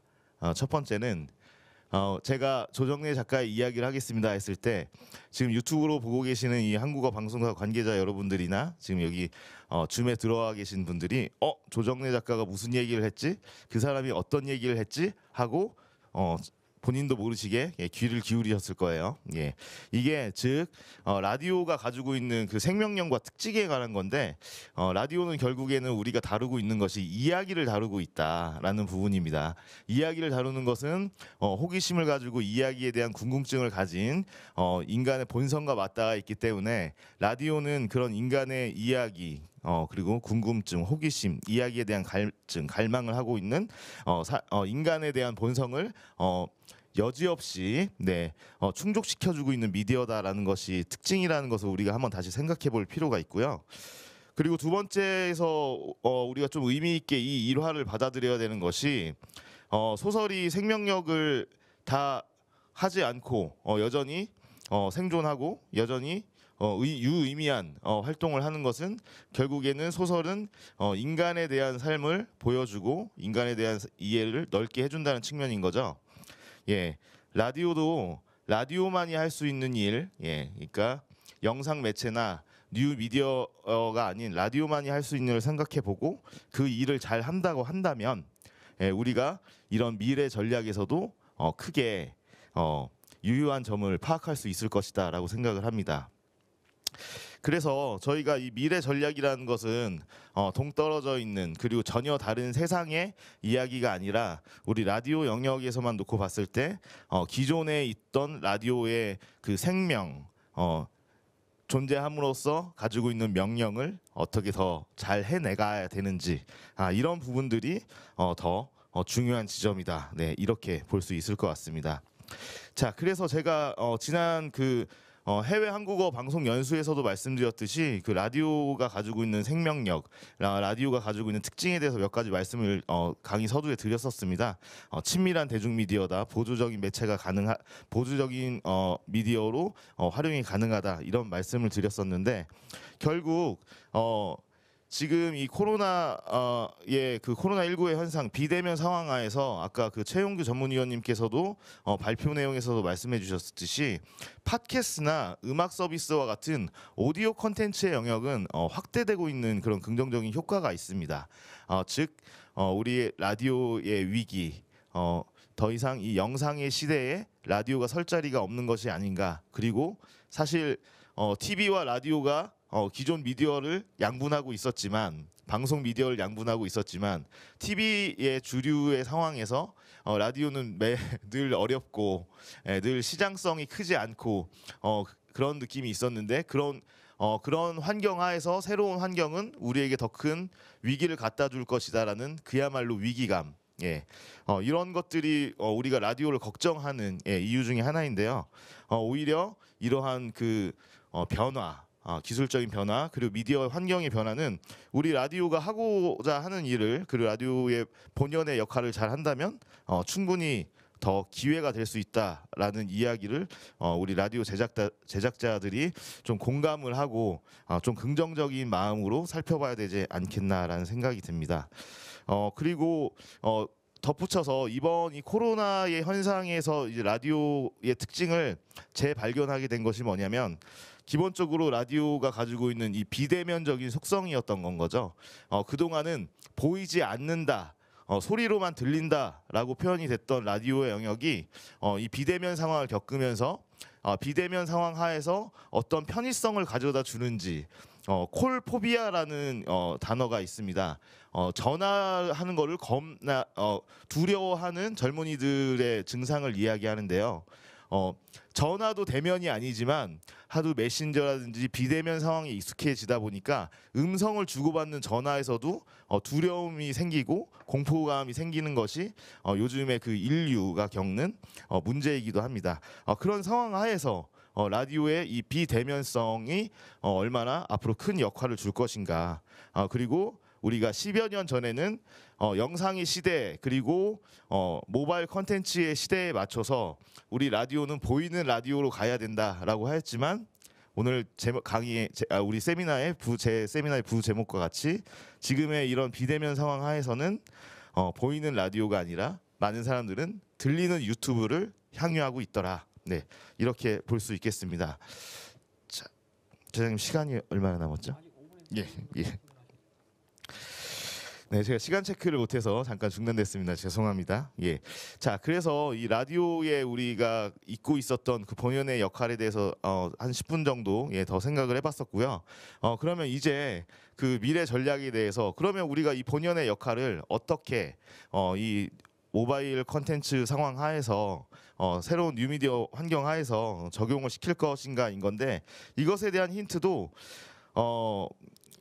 지금 새로 출연한 그런 그 플랫폼들이 있지 않습니까? 예, 스포티파이라든지 유튜브 뮤직이라든지 클럽하우스라든지 스푼 라디오라든지 팟빵이라든지 이 부분을 제가 지난 강의에서 한번 설명을 드렸고 이 각각의 플랫폼의 특징과 우리가 이 플랫폼에 적용하기 위해서는 어떠한 점들을 강조되어서 제작이 돼야 될 것이다라는 이야기를 드렸었는데 결국에는 과거에는 전파의 형태로 방송 컨텐츠라는 규격으로 우리 방송사에서 라디오 컨텐츠를 만들어서 내보냈지만 이제 다양한 플랫폼이 있으니 그 플랫폼에 맞는 플랫폼에 가장 적합한 개별화된 그 플랫폼이 가지고 있는 특징에 맞는 그런 오디오 컨텐츠를 보내면 우리 오디오 컨텐츠가 많은 반응을 일으킬 것이고 이에 따라서 해외 방송사 라디오 방송이 잘 운영될 것이다라는 게 결론이 되겠죠. 그래서 결과적으로 가장 중요한 거는 우리가 이제 과거에는 방송에만 있었던 플랫폼에서 이제는 다양한 그 개별 사업자의 플랫폼들이 있는데 이러한 플랫폼을 어떻게 오리지널 컨텐츠로서 만들어 나갈 것이냐 이거에 대한 고민이 있어야겠다라는 것이고 다만 더 이 라디오의 특징으로서 희망적인 부분은 뭐냐면 저도 뭐 라디오 제작도 하고 또 간혹 영상 제작을 해서 이 방송사에 주기도 납품을 하기도 하는데 라디오는 사실 상상이 있다면 구현이 굉장히 용이합니다. 예. 다만 언어적인 장벽이 있지만 이 언어적인 장벽은 왜냐면 영상은 화면을 보여주기 때문에 언어의 요소가 조금 줄어들 수 있는데 라디오는 그 화면을 보여주지 않기 때문에 언어적인 요소가 커서 언어적인 장벽이 있지만 근데 이것도 앞으로 AI 기술을 통해서 많이 개선될 것이라고 여겨지고요. 어쨌든 이 오리지널 콘텐츠 얘기를 하면서 각각의 새로운 플랫폼에 적응을 하자라는 말씀을 드리는데 다른 어느 그 영상 매체보다도 라디오는 그 점에 더 용이한 지점이 있다. 네, 이렇게 생각이 됩니다. 그리고 최근 동향이 추가된 것을 하나 더 말씀드리려고 합니다. 이 아마존이 이 기존의 라디오를 재해석한 서비스를 준비하고 있다. 그래서 프로젝트 마이크라는 앱을 개발 중에 있다. 누구나 이 DJ가 돼서 라디오 방송을 제작할 수 있는 라디오계의 유튜브를 선보이는 게 목표다라는 최근에 기사가 있었습니다. 지난 해외 한국어 방송 연수 때 말씀드렸던 클럽하우스의 경우에는 기업 가치가 이미 10억 달러를 넘었습니다. 저는 그동안 방송 상황 하에서 라디오는 무료 방송이다, 광고 시장이 너무 적다. 라는 그 외면과 질시를 받았던 것이 상당히 마음이 아팠습니다. 그런데 산업적인 측면에서도 아마존이 주목하고 있고 새로운 서비스인 클럽하우스 같은 경우에는 기업 가치가 10억 달러로 있다. 돈이 모여들고 있다. 여기에서 우리는 컨텐츠를 확보한다면 앞으로 좋은 일들이 많이 일어날 것이다. 좀 더 희망적으로 바라보고 우리 라디오 해외 한국어 라디오 방송사들이 가고자 하는 길을 정립해서 대응할 필요가 있다. 이렇게 말씀을 드리겠습니다.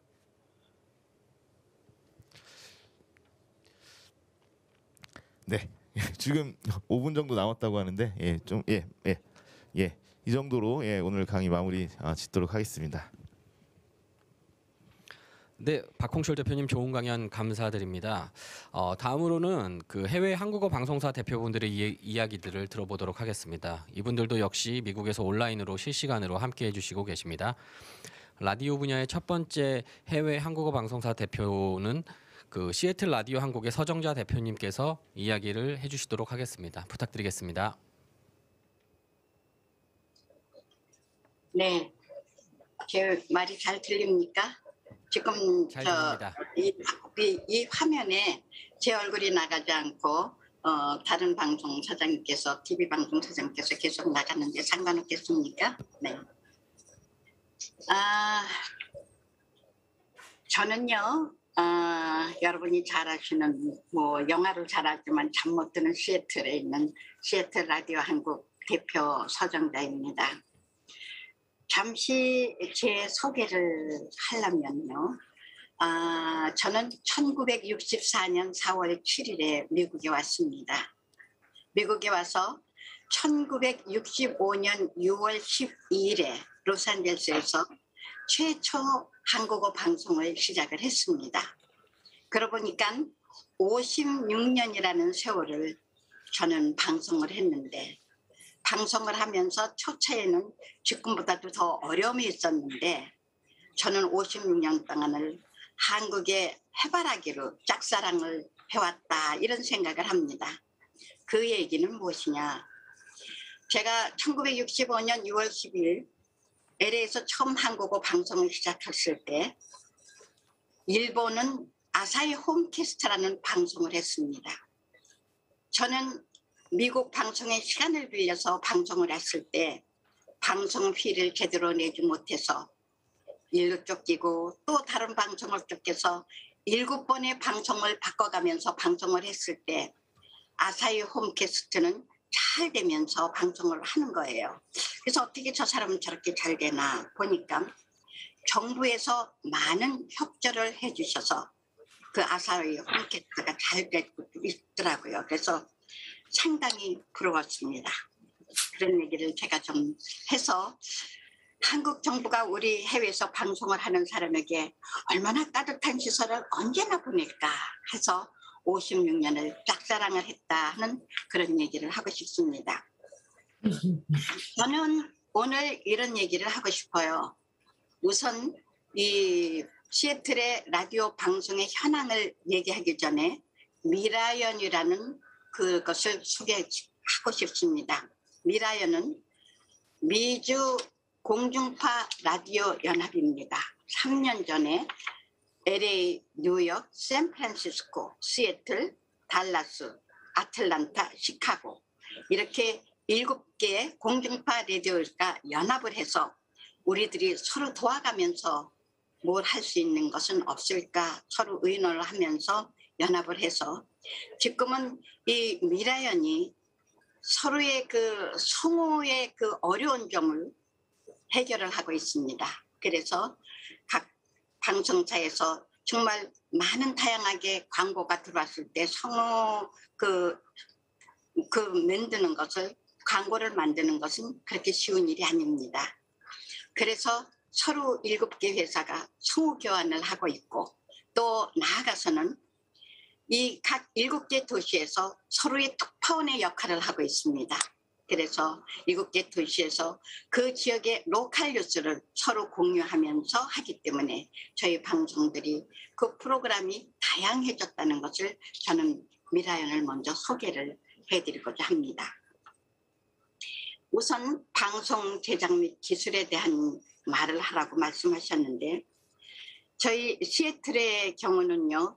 24시간 방송 중 새벽 5시부터 밤 10시까지는 생방송으로 진행을 하고 있습니다. 그러니까 18시간 방송 중 6시간은 재방송으로 하면서 24시간 방송을 하고 있는데 그중에서 KBS 월드에서 프로그램을 몇 프로 받고 있고 CBS에서 프로그램을 제공받고 있고 SBS 하루 15분의 뉴스를 공급받아서 하고 있습니다. 그리고 저는 이번 12월이면은 사실 제 나이가 80이 됩니다.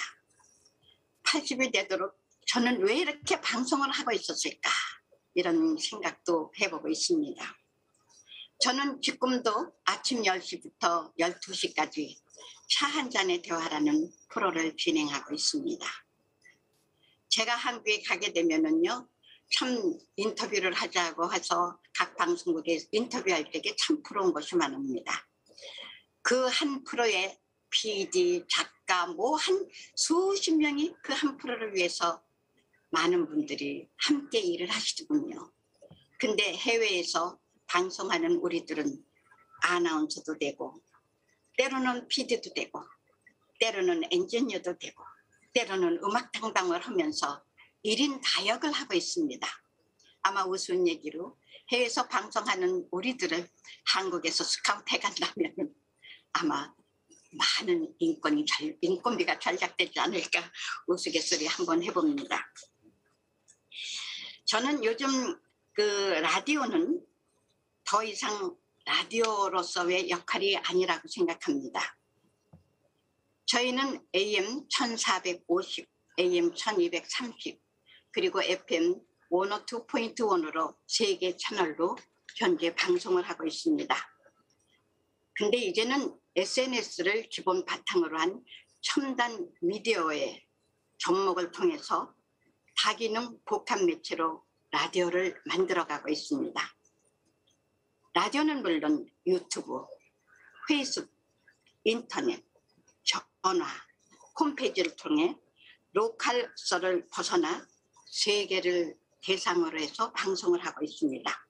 특히 전자신문도 매일 발송을 하고 있습니다. 그럼으로써 전 세계에서 카톡이나 인터넷으로 수많은 오디언스를 확보하고 있습니다. 제가 그 2시간 동안 방송을 진행하면서 생각하는 것은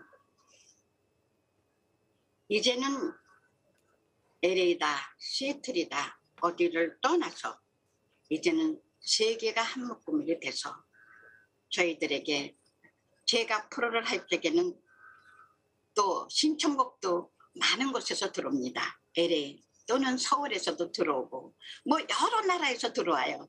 이제는 라디오도 이렇게 공동 매개체로서 이제 하나가 돼서 방송을 하고 있습니다. 저는 얼마만의 시간이 있는지 모르지만 아까도 처음에 말씀을 드렸습니다. 우리는 해외에서 누가 시켜서 한 방송은 아니지만은 그래도 나름대로의 사명감을 갖고 방송을 해오고 있습니다. 우리 방송을 하는 모든 방송인들은 아마 저와 똑같은 마음일 겁니다. 그래도 우리가 뭔가 우리 한국의 전통 문화를 해외에 심어주고 자라나는 2, 3세들에게 우리 한국의 얼을 심어주고 우리의 모든 것을 심어주자는 그런 매체로서 우리는 시작한 걸로 저는 생각이 됩니다. 그런데 참 아까도 말했지만 연약한 상황에서 하다가 보니 참 힘든 일이 많이 있더군요. 그래서 제가 처음에 얘기했듯이 아사히 홈캐스트는 일본 정부에서 많이 서포트를 하면서 그들이 커가는 것을 보면서 제가 너무 부러워하면서 방송 생활 56년 동안 저는 한국 정부가 해외에서 방송을 하는 우리들에게 얼마나 따뜻한 시선을 보내줄까 56년을 짝사랑을 하면서 여기까지 왔습니다. 얼마 전에 연합뉴스에서 이런 레터를 받았습니다. 당신이 우리 연합뉴스를 사용하니 한 달에 몇천 번씩 보내십시오. 그런 능력 없습니다. 지금 몇몇의 방송사는 아마 기부를 하고 하시는 분들 있겠습니다만은 정부는 이것을 귀 기울여 주셔야 됩니다. 해외에서 연약한 여건 가운데 방송을 하는 우리들에게 우리가 돈을 지불하면서 연합뉴스를 받아야겠습니까? 그리고 한국에 있는 큰 기업들 많은 뉴스를 애드버타이징을 TV나 이런 데 많이 합니다. 그분들이 조금만 그 버젯을 할애해서 해외 방송을 하는 방송인들에게 조금이라도 그 광고를 주신다면 그것이 그 얼마의 액수를 떠나서 아 그래도 해외에서 방송을 하고 있는 우리들에게 이렇게 힘을 주는구나 용기를 가질 수 있는 것은 아닐까 이런 생각을 해봅니다. 1997년 KBS에서 세계 방송인 대회를 시작을 했습니다. 저는 시애틀에 와서 1997년 10월 1일 방송을 시작했습니다. 근데 참 공교롭게도 10월 말에 IMF가 나더군요. 그래서 이 방송을 운영하는데 정말 죽는 것보다 힘이 들었습니다. 그러면서도 저희는 꿋꿋이 해오고 있습니다. 여러분 어떻게 들으실지 모르지만 우리는 해외 방송하는 사람 영업적으로 하겠습니까? 영업적으로 한다고 그러면 우리는 다른 마켓이나 이런 걸 해서 돈을 벌었겠죠. 우리는 조그만 사명감도 있었고 웃으실지 모르지만 우리는 1%의 애국심도 있습니다. 그러면서 저희는 방송을 하고 있습니다. 우리가 더 이상 한국의 시선이 우리에게 돌려주기를 바라는 짝사랑을 아닌 방송을 할 수 있도록 해외 방송사들에게 기업인들 그리고 정부가 좀 더 따뜻한 시선으로 우리를 보아주실 수는 없겠는지요. 마치겠습니다. 네, 서 대표님 그 사실 사명감을 가지고 운영하신 데 있어서 제가 뭐 대신을 할 수는 없지만 다시 한번 감사드리고 싶습니다. 그러면 이어서 그 두 번째로 그 원아만 미국에서 늦은 시간에 참여하고 계시는 DK넷의 김민정 사장님의 말씀을 들어보도록 하겠습니다. 네, 안녕하세요. 미국 텍사스 달라스의 DK넷 라디오 김민정입니다. 저 말씀 들리십니까? 잘 들립니다. 네네. 예. 서정자 대표님 말씀 잘 들었습니다. 해외 한국어 방송국의 고충을 정말 너무나 잘 말씀을 해 주셨습니다. 동감하고요. 정말 사명감이 없이는 이 해외 한국어 방송국을 운영해 나가고 유지해 나갈 수가 없는 것 같습니다. 박홍철 대표님의 강연도 잘 들었습니다. 이 텍사스 시간이 지금 자정이 넘었지만 또 유익한 말씀을 드리다 보니까 시차도 있게 됐습니다. 자, 현재 DK넷 라디오의 방송 현황 및 기술과 더불어서 한국과 협업할 수 있는 부분에 대해서 이야기를 하고자 합니다. 이 달라스 DK넷 라디오는 20여 명의 방송 인력이 24시간 AM 공중파 라디오로 한국어 방송을 송출하고 있고요. 이 컨텐츠의 85%를 자체 제작하고 있습니다. 이 AM 주파수뿐만 아니라 웹사이트 달코라.com 또 앱 DK넷 그리고 유튜브를 통해서도 생방송으로 보이는 라디오 시청이 가능합니다. 알렉사나 OK 구글 등 스마트 스피커에서도 고음질로 청취가 가능하고요. 또 페이스북과 인스타그램 등 SNS를 통해서도 매일 로컬 뉴스와 정보를 서비스하고 있습니다. 저 유튜브 채널 DK넷에 와보시면 이 보이는 라디오로 방영됐던 뉴스와 한인 이민자들에게 필요한 각종 정보를 담은 전문가 인터뷰, 또 오락 프로그램 등의 하이라이트를 담은 동영상도 시청할 수 있습니다. 또한 OTT용으로 제작한 로컬 영상 뉴스도 매일 업로드되고요. 카톡과 이메일로도 한인 동포들에게 매일 뉴스를 전하고 있습니다. 이 AM 공중파 채널로는 한계가 있기 때문에 지난 10여 년간 이 변화하는 미디어 환경에 따라 꾸준히 다양한 플랫폼을 확장하고자 했고요. 이민사회의 특수성도 고려하고 또 방송사의 그 상황도 고려해 가면서 이 뉴미디어 시대의 변화에 발맞추고자 노력하고 있습니다. 최근에는 텍사스의 한식이라는 주제와 타이틀을 가지고 이 OTT 자체 제작을 진행 중입니다. 이 텍사스에서 미국인들이 즐기는 한식의 열기를 주제로 한 건데요. 요리 강습 클래스에서 한국 요리를 열심히 배우고 있는 미국인들의 모습이나 미국 젊은이들이 한국 마트에서 장을 보고 또 떡볶이, 김밥 등을 만들어 파티를 여는 모습, 또 한인 2세들이 미국 사회에서 한국 레스토랑으로 성공한 스토리 등 한국 음식의 인기와 우수성을 담은 OTT 콘텐츠를 제작하고 있습니다. 텍사스는 미 본토에서 면적이 제일 넓은 주고요. 또 인구는 미국에서 두 번째로 많은 주입니다. 현재 인구 증가율은 전미 1위를 차지하고 있기도 하고요. 그렇기 때문에 재미동포들도 이 텍사스로 이주하는 그 비율이 매년 급속도로 증가하고 있습니다. 아시겠지만 테슬라의 일론 머스크도 텍사스로 이주를 했죠. 저희 DK넷 라디오는 재미동포 사회에 꼭 필요한 현지 소식과 정보, 교양 프로그램 또한 한인 이민자들의 문화와 정서에 맞춘 음악과 오락 프로그램 등 전 분야에 걸친 다양한 컨텐츠를 제작하고 있습니다.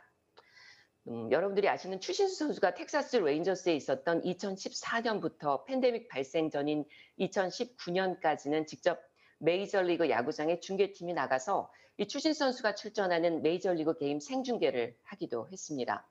이뿐만 아니라 이 한국과 동포 사회 그리고 현지 미국 사회와 한인 사회와의 다리 역할도 하고 있습니다. 한국의 선거 때는 재외선거 캠페인을 펼치고 또 현지 선거 시즌에도 주 의원이나 연방 하원 의원 등을 초청해 인터뷰를 하고요. 로컬 시의원이나 시장 등을 인터뷰하면서 이 한인 동포들의 정치력 신장에도 한인 미디어로서 큰 역할을 하고자 노력하고 있습니다.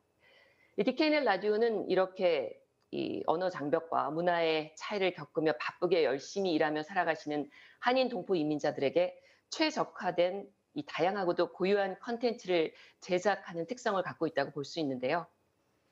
이 한국과 협업이 가능한 부분 대략 몇 가지로 정리해 볼 수 있겠습니다. 먼저 최근에 오징어 게임이라든지 BTS 등 미국에서 K-팝, K-드라마 등이 상당한 인기를 얻고 있는데요. 뿐만 아니라 이 K-팝과 K-드라마의 인기가 K-푸드, K-코스메틱 등의 인기를 더하면서 한국 문화 전반에 걸쳐 미국인들에게 스며드는 현상이 보여지고 있습니다.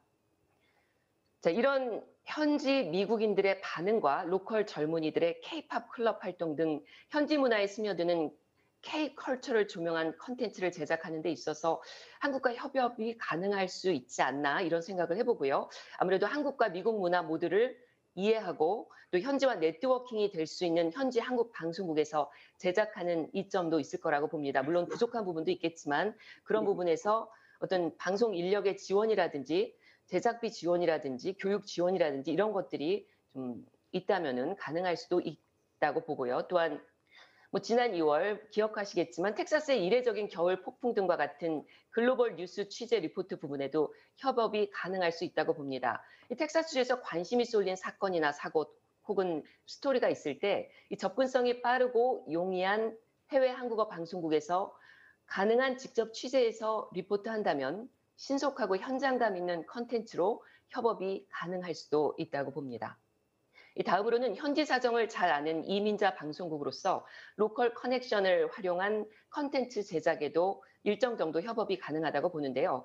예를 들어 지난 2019년 개구충제 항암 효과에 대한 진실에 대해서 한국의 한 방송사에서 기획 취재를 했는데요. 당시 북텍사스에서 2시간 정도 거리 오클라호마에 거주하는 개구충제로 암이 나았다고 주장하는 조 티펜스의 추가 인터뷰 협업을 저희 방송국에서 요청받은 적이 있습니다. 이러한 면에 있어서는 제작 협업이 어느 정도 가능하지 않을까 봅니다. 이 외에도 스토리 있는 재미 동포의 삶을 닮은 다큐멘터리 등의 컨텐츠 제작 협업 등 다양한 협업을 개발을 할 수도 있겠죠. 이 재외 동포들은 타향의 삶의 터전을 일구고 사는 한국인들입니다. 타국의 문화에 섞여 살아갈 수밖에 없는 재외 동포들이 한국 문화와 한국어를 지속적으로 접하고 한국인으로서의 정체성을 이어가기 위해서 해외 한국어 방송국의 역할 매우 중요하다고 봅니다. 또한 현지에 뿌리를 내린 한국어 방송국으로서 K컬처와 한국의 위상을 대외적으로 확장하는 데 있어서도 효율적인 기능을 할 수 있다고 봅니다. 또 이러한 역할과 기능을 잘 수행할 수 있도록 우리의 조국 한국에서 더욱 해외 한국어 방송국에 관심 가져주시고 또 지원을 아끼지 않아 주시기를 부탁드립니다. 감사합니다. 네, 김민정 대표님의 말씀 감사드립니다. 다시 한번 그 해외에서 저희의 그 한국인의 위상을 높이고 정체성을 높이는데 많은 노력을 해주시는데 대신해서 감사를 드리도록 하겠습니다. 그러면 그 이어서 그 토론을 이어가도록 하겠는데요. 가장 먼저 박홍철 대표님에게 먼저 질문을 드리도록 하겠습니다. 네. 아까 그 아마존이 실시간 오디오 방송 개발에 착수했다라는 뉴스를 인용해 주셨는데 아마존까지 오디오 방송에 사업적으로 주목하는 이유가 무엇이라고 생각하십니까? 가장 큰 틀에서 살펴본다라고 하면 이제 아까 그 세미나에서 잠깐 말씀을 드렸지만 오디오 콘텐츠의 시장의 가능성을 보았다라는 측면일 테고요. 그런데 저는 여기서 좀 더 깊게 들여다보고 싶은 지점은 뭐냐면 과거에는 미디어 그리고 미디어 산업, 방송 산업이라고 하는 게 관련 종사자들만의 일이었죠. 그렇지만 이제는 제작의 용이성이라든지 어떤 기술의 발달로 그 플랫폼 구축의 용이성 같은 것들이 생기면서 기존에 전통적으로 미디어를 다루지 않았던 기업들이 또 미디어를 경영하고 미디어 플랫폼을 소유하고 하려고 하는 그런 부분들이 있다. 그리고 앞으로의 비즈니스가 비대면 비즈니스라든지 소비자들을 위한 비즈니스를 볼 때 미디어와 소비자는 떨어뜨릴 수 없는, 어쩌면 과거에도 그랬고 또 앞으로는 더 강화되는 그런 측면에서 좀 유의미한 것이다라고 보여집니다. 예. 네, 감사합니다. 사실 지난 몇 년간 TV에 비해서 라디오는 비중이 좀 낮게 그 대우를 받아왔었습니다. 하지만 최근에 뭐 클럽하우스라든지 아마존이라든지 SNS 등의 디지털 트랜스포메이션 때문에 변화가 빠르게 일어나고 있고, 오늘 모셨던 서정자 대표님하고 김민정 대표님께서는 사실상 SNS라든지 그런 첨단 미디어를 가지고 라디오를 변화시키는데 나름 성공하셨다는 사례로 보고 있습니다. 사실 그런 부분들이 추후에 다른 한인 방송사들에게 그런 노하우들이 좀 전달이 되면 좋을 것 같고, 그 부분을 어떻게 하면 저희가 좀 더 지속해서 지원할 수 있는지는 다시 한번 KCA라든지 한국에서는 좀 더 고민해 보도록 하겠습니다. 이에 관련해서 혹시 마치기 전에 서정자 대표님부터 혹시 질문이라든지 혹시 마지막 의견 있으시면 부탁드리도록 하겠습니다. 뭐 특별한 부탁은 없고요. 제가 아까 발표에서 모든 걸 많이 부탁드린 걸로 알고 있습니다. 그러니까 저는 마지막으로 그래도 그 방송통신위원회에게 감사드리는 것은 이런 그 세계 방송인 대회를 계속 주최를 해주시면서 우리 세계 방송인의 애한도 들어보시고 또 어려움을 들어보시는 이런 시간을 마련해 주셔서 감사하고요. 또 작품 활동을 통해서 도전할 수 있는 기회를 주셔서 감사합니다. 그리고 세계 방송인들에게 연결고리가 될 수 있고 또 나아가서 우리가 앞으로 가야 할 방송에 대한 그런 가이드라인을 해주시게 돼서 상당히 감사하다는 말씀을 드리고 싶습니다. 네, 감사합니다. 빨리 코로나가 좀 끝나서 다시 한번 예전처럼 초청해서 대면으로 만나 뵙고 인사드리면 좋을 것 같습니다. 그럼 이어서 김민정 대표님의 의견 좀 받아보도록 하겠습니다. 네, 뭐 서정자 대표님께서 너무 말씀을 잘해주셔서 우리가 필요한 것들에 대해서 참 말씀 잘해주신 것 같고, 저도 마찬가지로 이 해외 한인 방송인 대회를 통해서 이렇게 여러분들 만나뵐 수 있고 또 애환을 나눌 수도 있고 또 지원에 대한 부분도 말씀 나눌 수 있어서 감사드리고요. 무엇보다 앞으로도 더 지속적으로 좀 이런 기회를 가져주셨으면 좋겠고, 좀 더 많은 분들이 모여서 서로 좀 나눌 수 있도록 그렇게 해주셨으면 더욱 좋겠습니다. 자금 지원이라든지 또 교육 지원이라든지 인력 지원 부분에 대해서 좀 생각해 주시되, 저는 아까 제2비자 나왔지만 한국 방송국에서 전문 인력분들이 좀 직원 교환 프로그램 같은 것처럼 좀 해외 한국인 방송국에 한 1년 정도 파견 근무를 하셔서 어떤 기술적인 노하우라든지 연출이라든지 그런, 지금 또 뭐 메타버스 같은 것들도 굉장히 많이 얘기를 하시는데, 사실 해외 한인 방송국에서는 아직까지 그런 부분은 엄두를 못 내거든요. 그래서 그런 어떤 전문 인력의 어떤 직원 교환 프로그램을 이용한 지원, 그런 부분들 좀 더 구체적으로 생각해 보셨으면 좋겠고, 그리고 작년부터 이제 비대면이 되다 보니까 팬데믹으로 인해서 이렇게 온라인을 통해서 연수해 주시는 건 굉장히 좋더라고요. 그 이전에는 저희가 이제 해외 한인 방송국 그 연수 프로그램 할 때는 꼭 LA나 뉴욕으로 갔어야 됐어요. 그러면은 굉장히 바쁘게 이 방송을 하면서 또 시간을 내서 일부러 가야 됐는데, 그렇게 온라인 연수 교육하는 프로그램 참 좋아서 그것도 좀 계속 이어주셨으면 감사드리겠고요. 또 더불어서 이제 대면이 되면은 그땐 이 달라스 지역도 좀 오셔서 직접 좀 살펴보시고 또 교육도 해주시면 좋을 것 같습니다. 감사합니다.